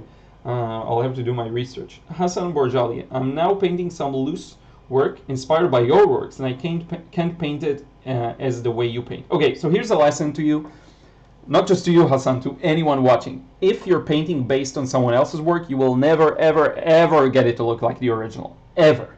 Because when I made the painting, I used like the reference picture, for example. Maybe I was there even.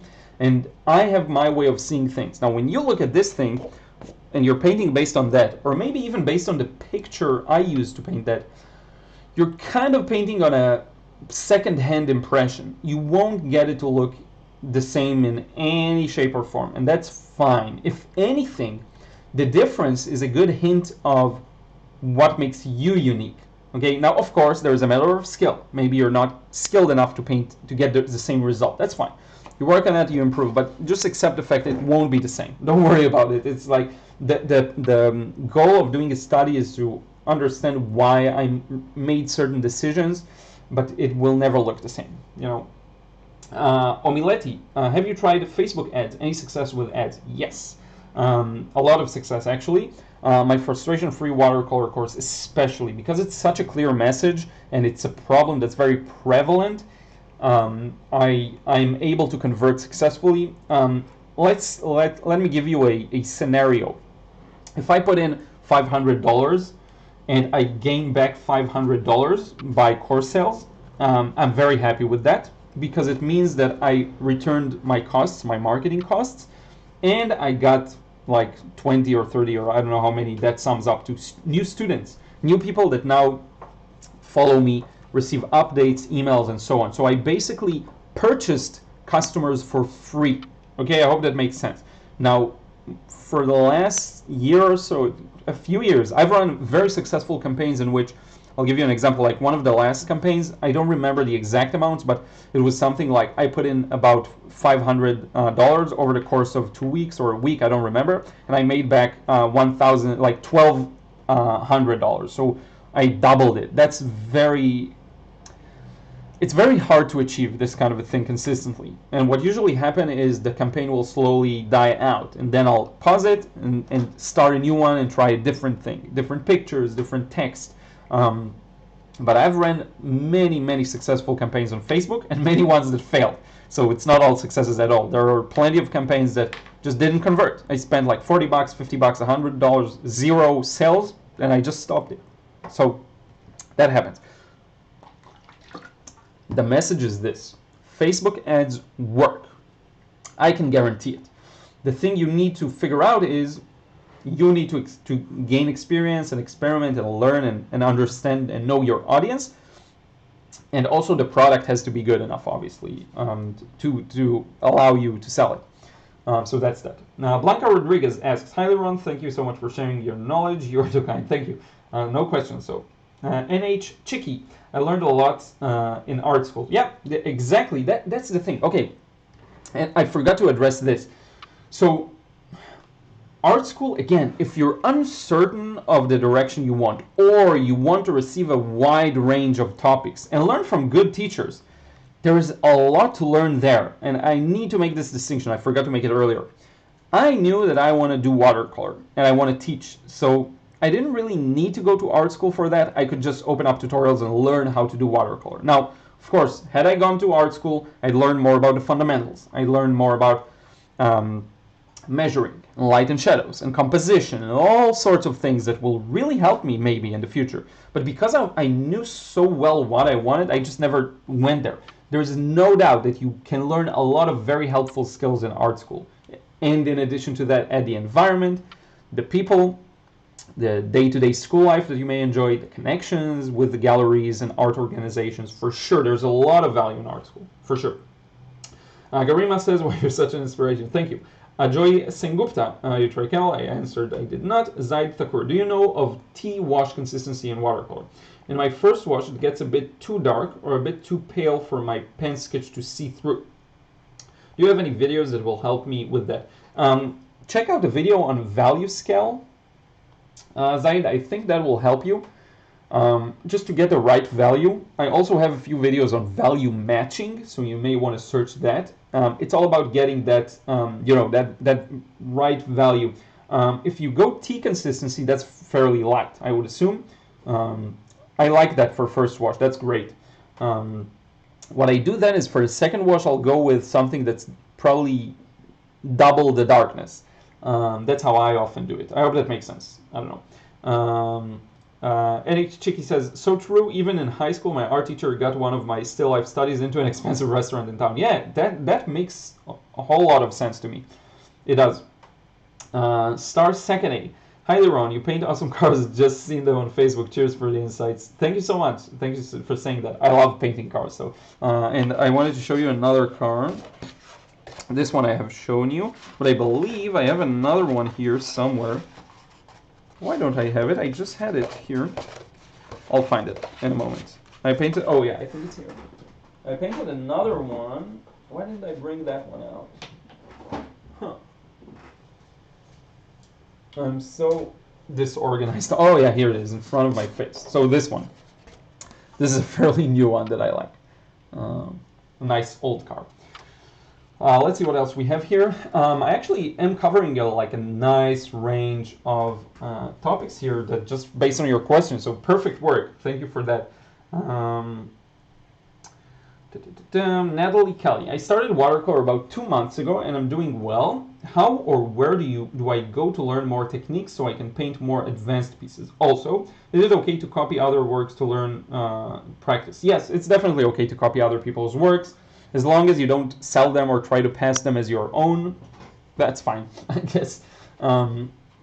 Another topic that I hear people often talk about is like selling work that's based on other artists' work. That's tricky. Like legally, obviously, there are a lot of problems. But to be honest with you, if like you make a painting and a friend of yours like, wow, that's so cool, and they want to buy it off of you, like who cares? Honestly, who cares? If you repainted this scene based on mine and like someone says they love it and want to buy it, go ahead and sell it. I don't care. But yeah, it's like you can't really say that you can just do it, I guess. But for study purposes, of course, that's the only way to learn in many cases. How or where do I go for more techniques? There isn't actually a lot in watercolor, like techniques.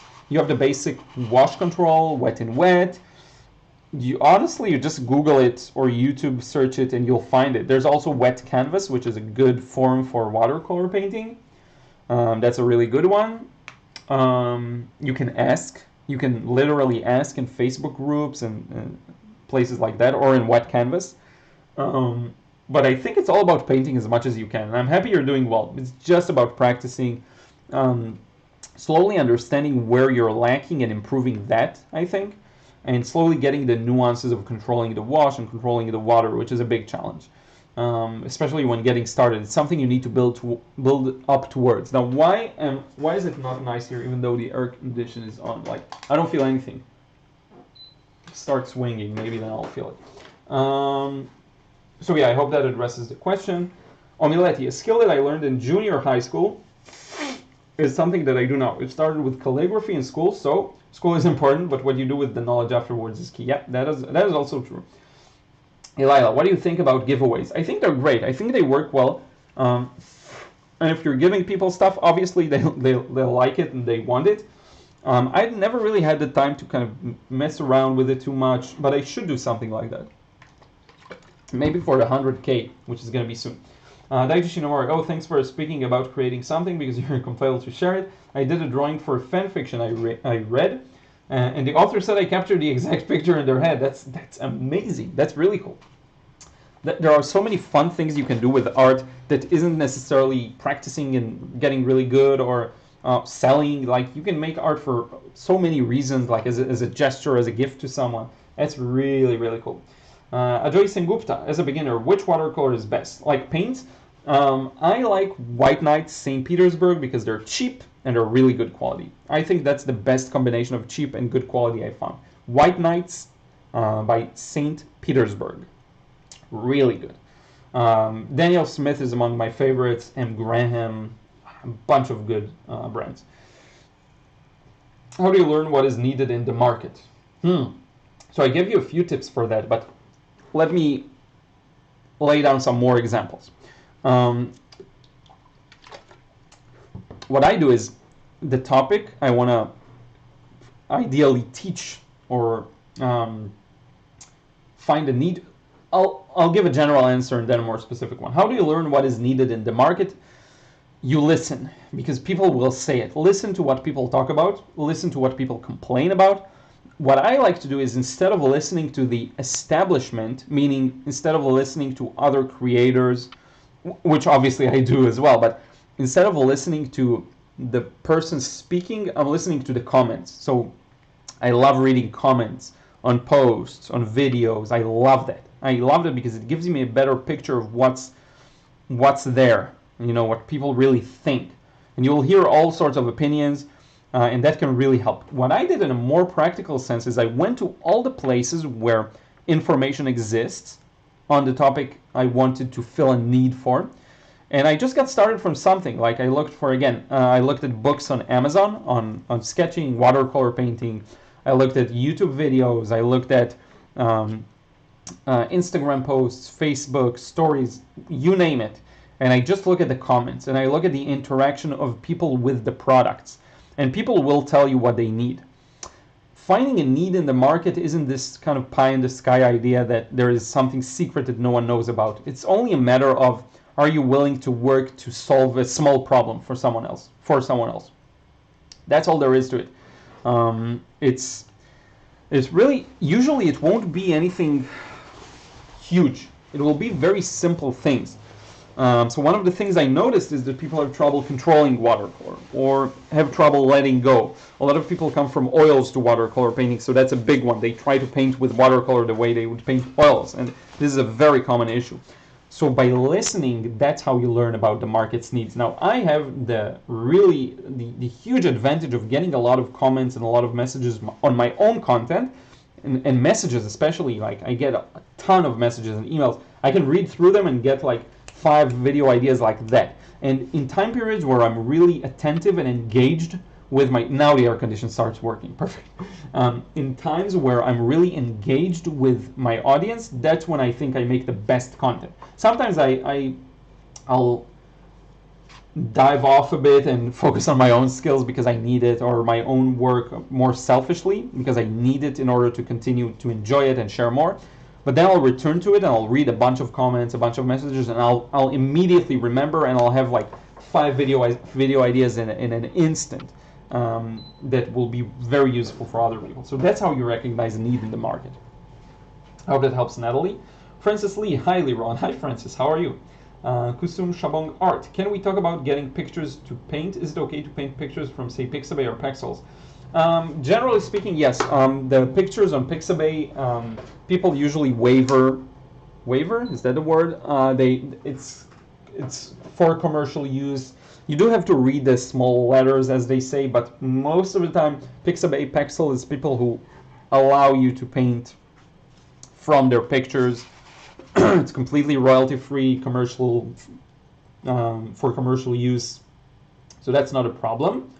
But I do think, like Carol says, just take your own pictures. That's the best, especially if you're familiar with what you love to paint. Like for me, cityscapes, cars, stuff like that. I take pictures constantly, all day, every day, whenever I walk outside. So that's a really big one. And I have a huge stash of pictures just waiting for me to paint them. There's endless supplies. Now, if there's something you can take a picture of, you're looking for some like an eagle flying in the sky, very zoomed in, yes, you'll have to obviously like use a picture of someone else. But then again, Pixel and Pexel, relatively safe, I would say. Praveen Artist says hello back at you. NH Chicky says, I want to be out there, but I'm so shy and I'm so nervous about being on camera. So I think you have 2 paths in that regard. One is you really don't like being on camera. You don't really want to do it. You feel like you have to, maybe, or you need to. In that case, I think do whatever makes you happy. Don't feel like you have to at all. You don't have to be on camera. You can just show your hands and film from above and show you the paper.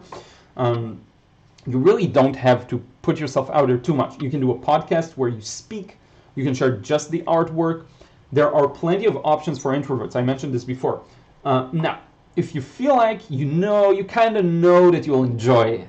You know that once you feel like you can let go and talk freely, you know you will enjoy it. Maybe it's time to stop lying to yourself and do it. Just saying. Just putting yourself out there once, it cures everything. Really, just make one video. I have a nose hair, too much information, that tickles the hell out of me. I'm trying to get rid of it. Okay, I think that's better. So yeah, if it's something you know you'll enjoy and you kind of know you need to do because you'll enjoy it, go for it. And if not, like, feel the most free to not show yourself, be as private as you want. There are plenty of people who build successful businesses without really putting themselves out there. It's very reasonable. Stephanie Corral, every goal is unique to you. Very true. I don't want galleries after volunteering there for a year. It's too political. Yeah, I get that. That makes a lot of sense to me. A lot of galleries, obviously the larger ones, more famous ones, is just politics. It's just connections. It's who you know. And by the way, don't be afraid to climb that mountain. If you want to make these connections, go ahead and do it. Like I'm trying to do it sometimes too. to varying degrees of success.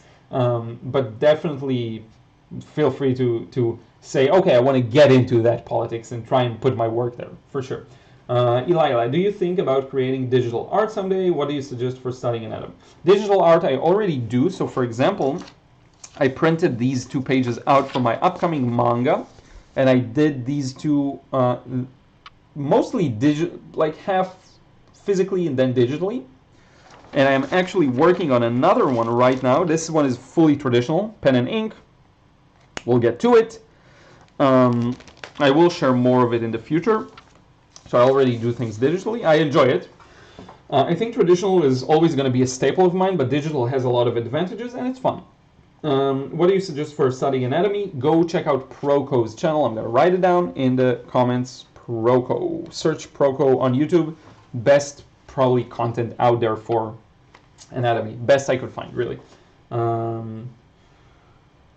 Adim Marzer says, had my college work, so a little late, but hello, welcome aboard. Thank you for joining. I'm a little late in reading the comments. I'm like 20 minutes behind. Sorry about that. Stephanie Corral, routines are great, but I like this vision idea. Yeah, vision. The vision, you just have to remind yourself of it. You don't have to treat it as a boring routine or anything like that. Star Secony, just curious, are you in Montreal or Quebec in general? Oh, sorry for not being nosy. No, I'm actually from Israel. I'm in Tel Aviv.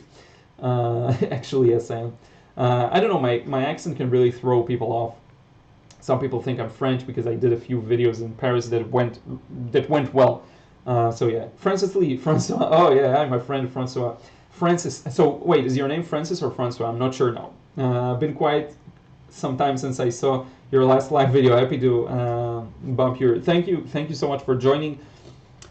This is a person that is on it. Like, I can see your art, your paintings, your watercolors improve on a day-to-day basis. You're painting a lot, I assume, because I see a lot of paintings. If you want to follow someone who's really doing it and really, like, check out Francis's work. It's really good, and it's Francois LYK on Instagram.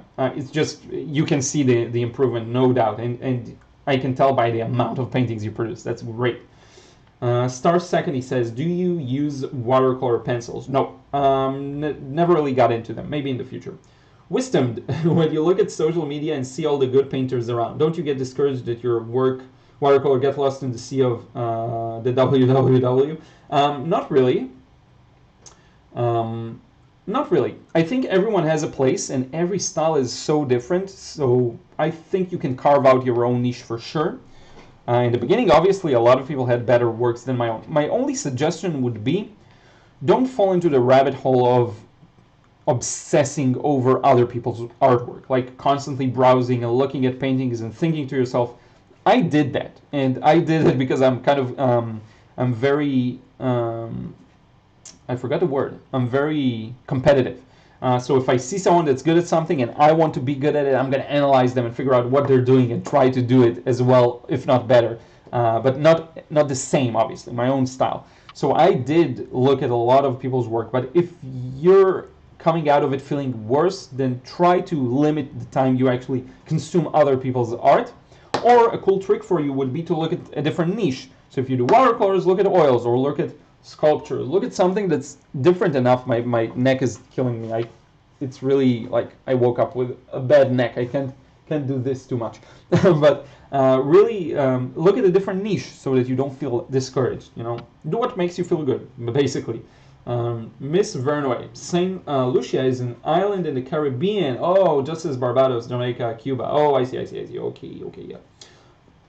For some reason, I thought it was like a stream of Christianity. I'm sorry, I had no idea. Okay, I get it. St. Lucia.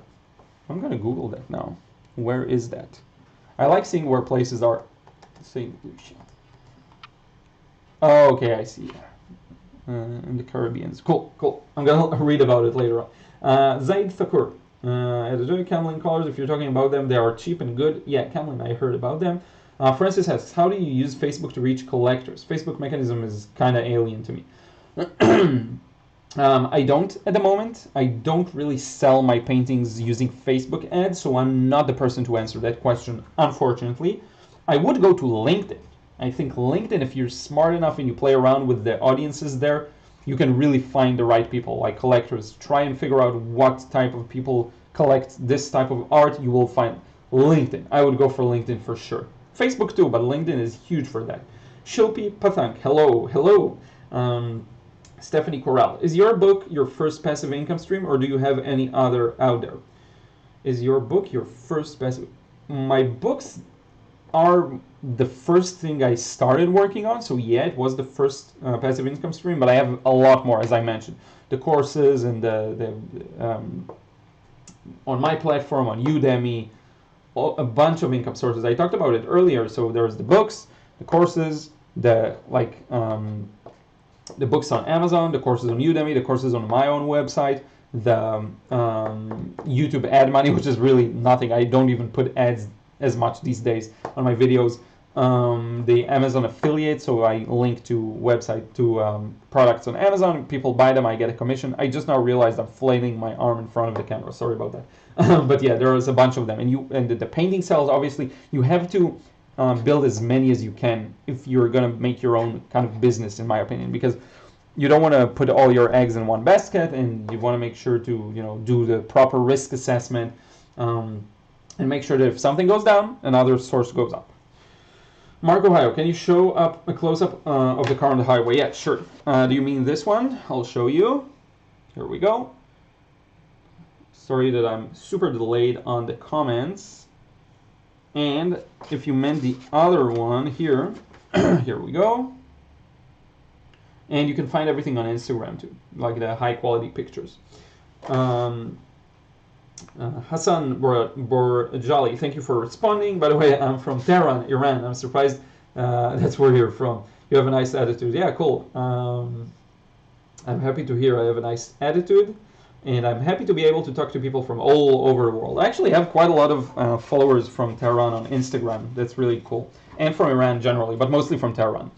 So yeah, it's cool. We're neighbors, basically.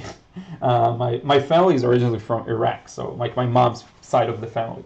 My grandparents came from Iraq to Israel. Adi Marzer, I would love to hear your take on digital art. I had been using watercolor for a while now and thought of trying out something new, so I wanted to know your opinions. It's great fun. There are a lot of tools, a lot of fun things to experiment with. I would recommend it if you want to try it out. I have my drawing tablet way in the background there. You can see it here. I had a really good time so far. Not just doing this kind of manga style, but also painting, doing like monochromatic work. It's really fun, and the freedom of Control Z, the undo button is really useful. There's so much about it. So yeah, it's really fun. Star says, nice old cars are the best. Yes, indeed, I love old cars. NH Chicky says, I'm not crazy about selling prints. I prefer to sell only one original. Is that working against me, or is it good? No, of course it's great. Do you, whatever it is. Like if you feel like you want to just sell the originals, there is something special about it. So yeah, for sure. Some people want to keep their originals. Or maybe price them very, very expensive. So whatever works for you. I like the idea of producing something and selling it. It's a nice. I like the idea of having stock that breathes, so you don't get stuck with the painting all your life because you made prints. You actually sold the original. I like that a lot, just psychologically. I don't know why. Balaji Kendre says, please take my name. I guess you want me to say your name. So it's either Balaji Kendre or it's Balai Kendre. So both options. Let me know which one. Zian Art, hi from India. Kerala, I'm 13 years old. I watch your every single videos. Thank you so much. I really appreciate it. Natalie Kelly, thank you for the advice and assistance. I'm happy to help. Ajoy Sengupta, please will you give watercolor portrait pictures? I love portrait works. Okay, so you want videos on watercolors? On portraits? I will do more. I promise. I have a few of them in store. Omileti question, what are your thoughts about selling merch of your art? T-shirts with your art on mugs, etc. If that works for your type of art, go for it. I'm all for giving options. So I will never say don't give that option. If you can give the people who like your art another option to get your art on a mug or on a print or on a canvas print or on like one of these metal plates or a mug or a hat, I'm all for it. I don't think, many people may say it cheapens the art. I disagree. I think it's just another option in the market. I'm all for it. Ajoy says, thank you for answering my previous question. You got it. Zaid says, thank you for your advice. Happy to help. Sketch artist Ishan says, thanks. Thank you. Barb says, I'm working through your book, How to Sketch People, while I'm listening to your live video right now. A double dose of Liron. Love the book. Thank you so much, Barb. I really appreciate it. Daiji Shinomori, I'm excited to see your pen and ink stuff. Okay, I will show you soon because it's getting late. We're running for almost 2 hours now. Or maybe it is already 2 hours. I will show you, before we go, I will show you these works. We'll address a few more questions. I'll see if there's anything I didn't talk about. Well, I don't mind doing these lives like even longer. Maybe I should try a few longer ones. It's just that I have so much work, so I'll have to go back to it at some point. But I'm like, in terms of fun and enjoyment, I could do this for much longer. Razil says, I tend to draw multi-directional scratches, so each angle you see is a different image. How would I be able to advertise that? Wow, that's really interesting. So I'd be curious to see what it looks like. I'll have to know what it is a little better to know how you would advertise that, but that's really cool. I guess the first thing would be to actually show the different angles. It could be fun, like two people in the same room looking at it but seeing different things. That could be a really interesting way of marketing it. At the end of the day, you want to, because it's a piece of art, you want to talk to the emotions of the people. You have to understand what they want to feel, how your art can get them to feel this way, somehow connected to. Will they feel happy about it, good about it? Will they feel a sense of prestige by having it on the wall? You know, it really changes from one type of art to another. Will it make them feel like, for example, a large landscape painting will make them feel freer? A lot of the value in art, and I don't mean like the value, like the real value, but the monetary value, because art can be beautiful and very cheap at the same time. A lot of the monetary value is in the provenance, I think it's called. It's like, who owned the painting, and is the artist famous right now, and blah, blah, blah. So if you can play to those politics, that can also obviously always help to sell. But I'll have to see the product. Feel free to send it to me. There, you can find my email in the channel, in the contact tab. I'll be curious to see it. Leah's Kitchen, hi from Tiberias. Good topic. Thank you. Aryash John Che says, shout out please. You got it. Adi Marzer, do you plan to connect with YouTubers or collabing with any larger ones and using it as a marketing space for other aspects of art? What are your thoughts on it in general? Collaborations are huge. That's the best way to move forward. I have done a few, like interviews and things like that. Someone just commented they found me through Steve from the Mind of Watercolor earlier. An earlier comment. I'm all for it. I think collaborations are very smart. It's something I should do more of. And let me give you another, like a curveball. I would collaborate with people who are outside my niche. So not just watercolor, but art in general, sketching, oil painting, even like completely different stuff, just for fun. Like, why not make an appearance on someone's like cooking show? Who knows, you know? It could be super fun. I think collaborations are just for fun and for entertainment and to bring a breath of fresh air, which is something I don't do enough of. But I will hopefully improve my content strategy for 2021. Right now I'm very much in my lane. I'm doing kind of the same thing in a way. I will try and develop it more. Oraish Jonchi, I said your name. My drawing family, hi. Message retracted. Hello, can you please tell what's your name in Insta? By the way, I am from Nepal, says Oraish Jonchi. My name is Liron Yan IL on Instagram. You can find it on my channel too. I'm going to write it down in the chat. Liron Yan IL. Thank you. Natalie Kelly, just a suggestion, but I'd love to see some more of your work on the wall behind you. Maybe you could put up some of your favorites. Yeah, for sure, you're right. I actually have some of it here and there, but I'll definitely put more. I should. I'm always told that the walls here are too empty. Taking notes, NH Chicky says, this is great. Thank you. I'm happy I could help. Anthony Joseph, do a video on how to package art for selling. I'm actually not a big expert on it. What I usually do, just to give you like a quick explanation, the way I do it is I'll just take durable cardboard, one you can buy in art stores, and then 2 pieces of cardboard. I'll put the painting with the cardboard inside a plastic bag, close it, tape it. Then this I'll put between additional cardboard that I'll just wrap around and close with some tape. And it's super durable. It won't bend. It won't, like, nothing will happen to it. But it has to be the double width cardboard for the outer wrapping at the very least, because that's the really durable type.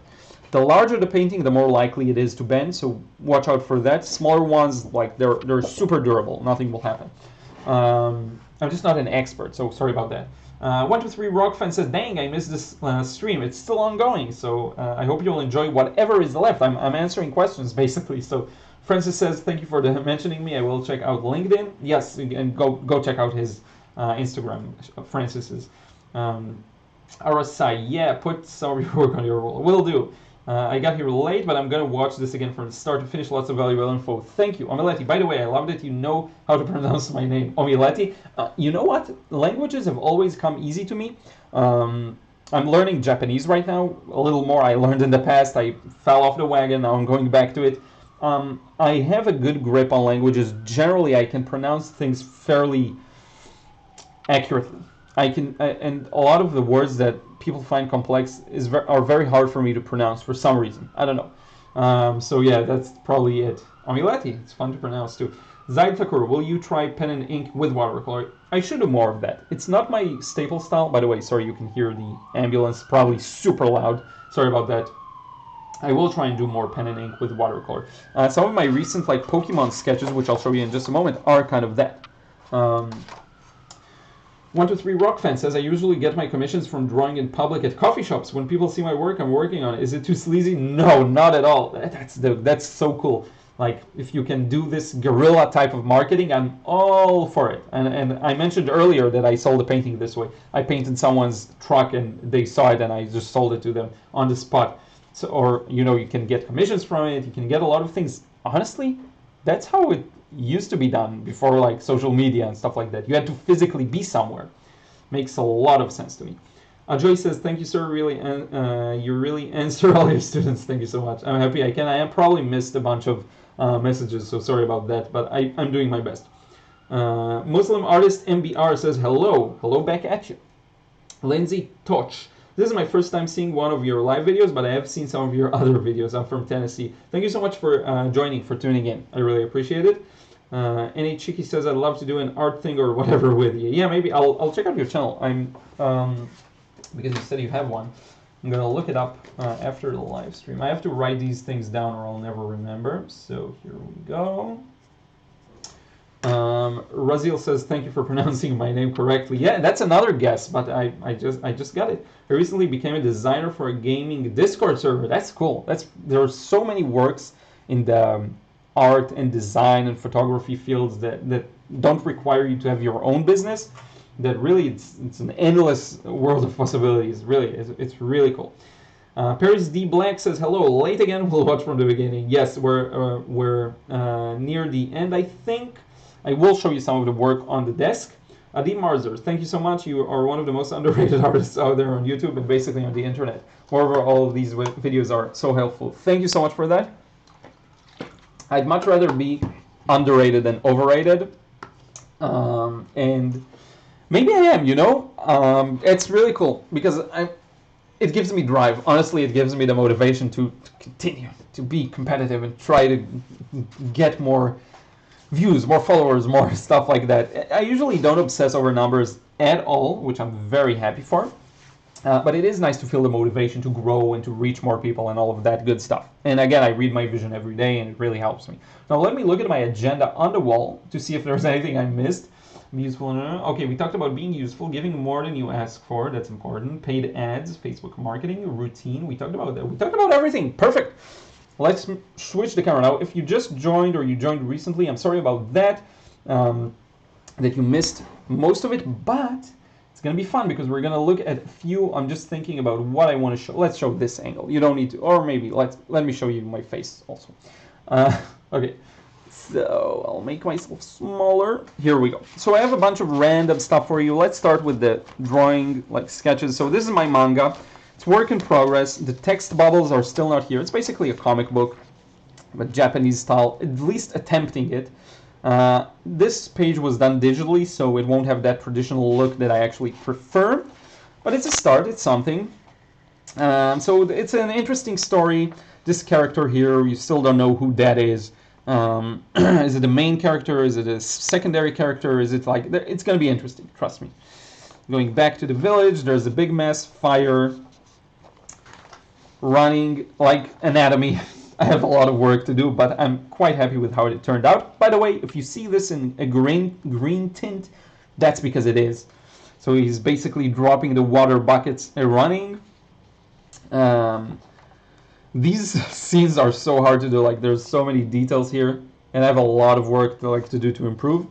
Here's another one. This one was done fully traditionally on a manga paper. So this is actually manga paper. You can see this by the grid and the crop lines. It shows you like everything. Here you can see it's by the liter, which is the same brand that does my ink, by the way. I hope I don't spill ink all over the place. It's a really good brand for all manga comic stuff. So that's that. Let me show you an up-close look. Very happy with this panel in particular. And I hope I can get the look I want, really. This is a project for me to learn how to do this. Here's the prep sketch page I did for this one. It really is for me to learn how to do this, and so that I can execute some better ideas in the future. But it's basically a story about Shaolin monks. I think it's going to be really interesting. Still no speech bubble, no words in the speech bubbles, so you don't know the story yet, but you can guess a few things. But it's going to be a really fun one, and as long as the story is interesting and good, that's all I care about. I honestly don't really care if the art isn't as perfect as it could be. A lot of things are off. I'm still learning, again, anatomy, especially of the legs and arms. I'm still learning, like to a high degree. Like, I can draw from observation pretty much everything, but really to get it from knowledge, anatomical knowledge, is a different story. It's constantly learning more. So that's that. Now, I brought this older one to show you because I recently painted this one that I now lost. Obviously, it's here. Whoops. Dropping stuff left and right. But I did this one, I believe for a YouTube video, right? Or was it just for the car challenge? But it's the same car. It's the same car from the same scene. Now, I just think it's fun to see how these two were interpreted differently. If you look at the road here, it's fairly lighter than here. It's lighter in the car, whereas here it's darker. So when you change the framing of the painting and the composition, sometimes you will decide to focus on different things, which I think is very interesting. Let me give you a look up close. Exact same reference photo. This video went really viral on TikTok. I posted it. And because this sign says Or Yehuda in Hebrew, it's actually a place. All of the Israeli viewers commented, "Oh, Yehuda, he's Israeli. This guy's Israeli," and it got like 50,000 views in 2 days, which was really awesome. So that's that. Here's another car that I recently did for the challenge as well. I'm like in car 20. I have a long way to go. Here are a couple of fun Pokemon stuff. This one I'm very happy with the flow. Look at how the orange kind of melted into the blue. That's Dratini. Choking Charmander. Charmander and Charizard are way overrated, so there you go. The real winner is Dratini. A Mega Tyranitar. If you don't like Pokemon, you'll be like, what is that? But if you do, that's pretty cool, I guess. This one I'm very happy with. Now look at the technique, the wet and wet, and this has to move. Sorry about that. Hopefully you can see it well.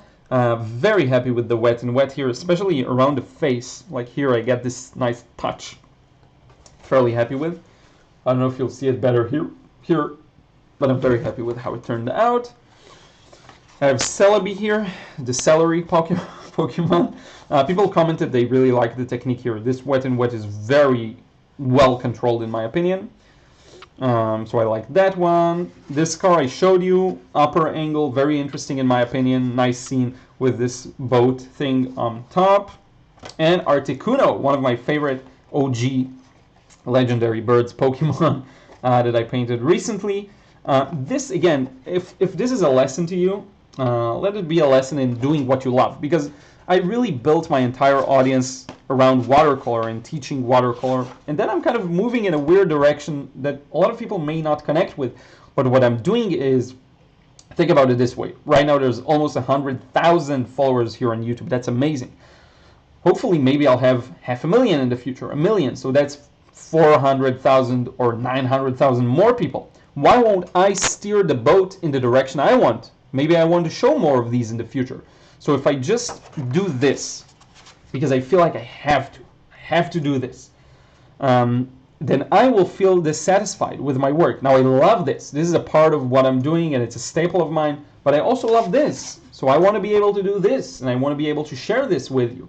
So if I allow myself to do this, at the end of the day, I'll be happier and I'll enjoy what I'm doing more. If I'll start showing you my Pokemon cards one day, then I'll be happy and enjoy it too. And I'll get more people who are into that. So first and foremost, do what makes you happy in the long run. Develop a vision, figure out what works for you, what makes you feel good and wake up happy every morning and gets you through the rough times. Because I have days and weeks that I feel demotivated, maybe nervous about things, nervous about the future, even though everything can go well, but I'm still nervous. And that's, I always think about it, the risks, the future, the stuff like that.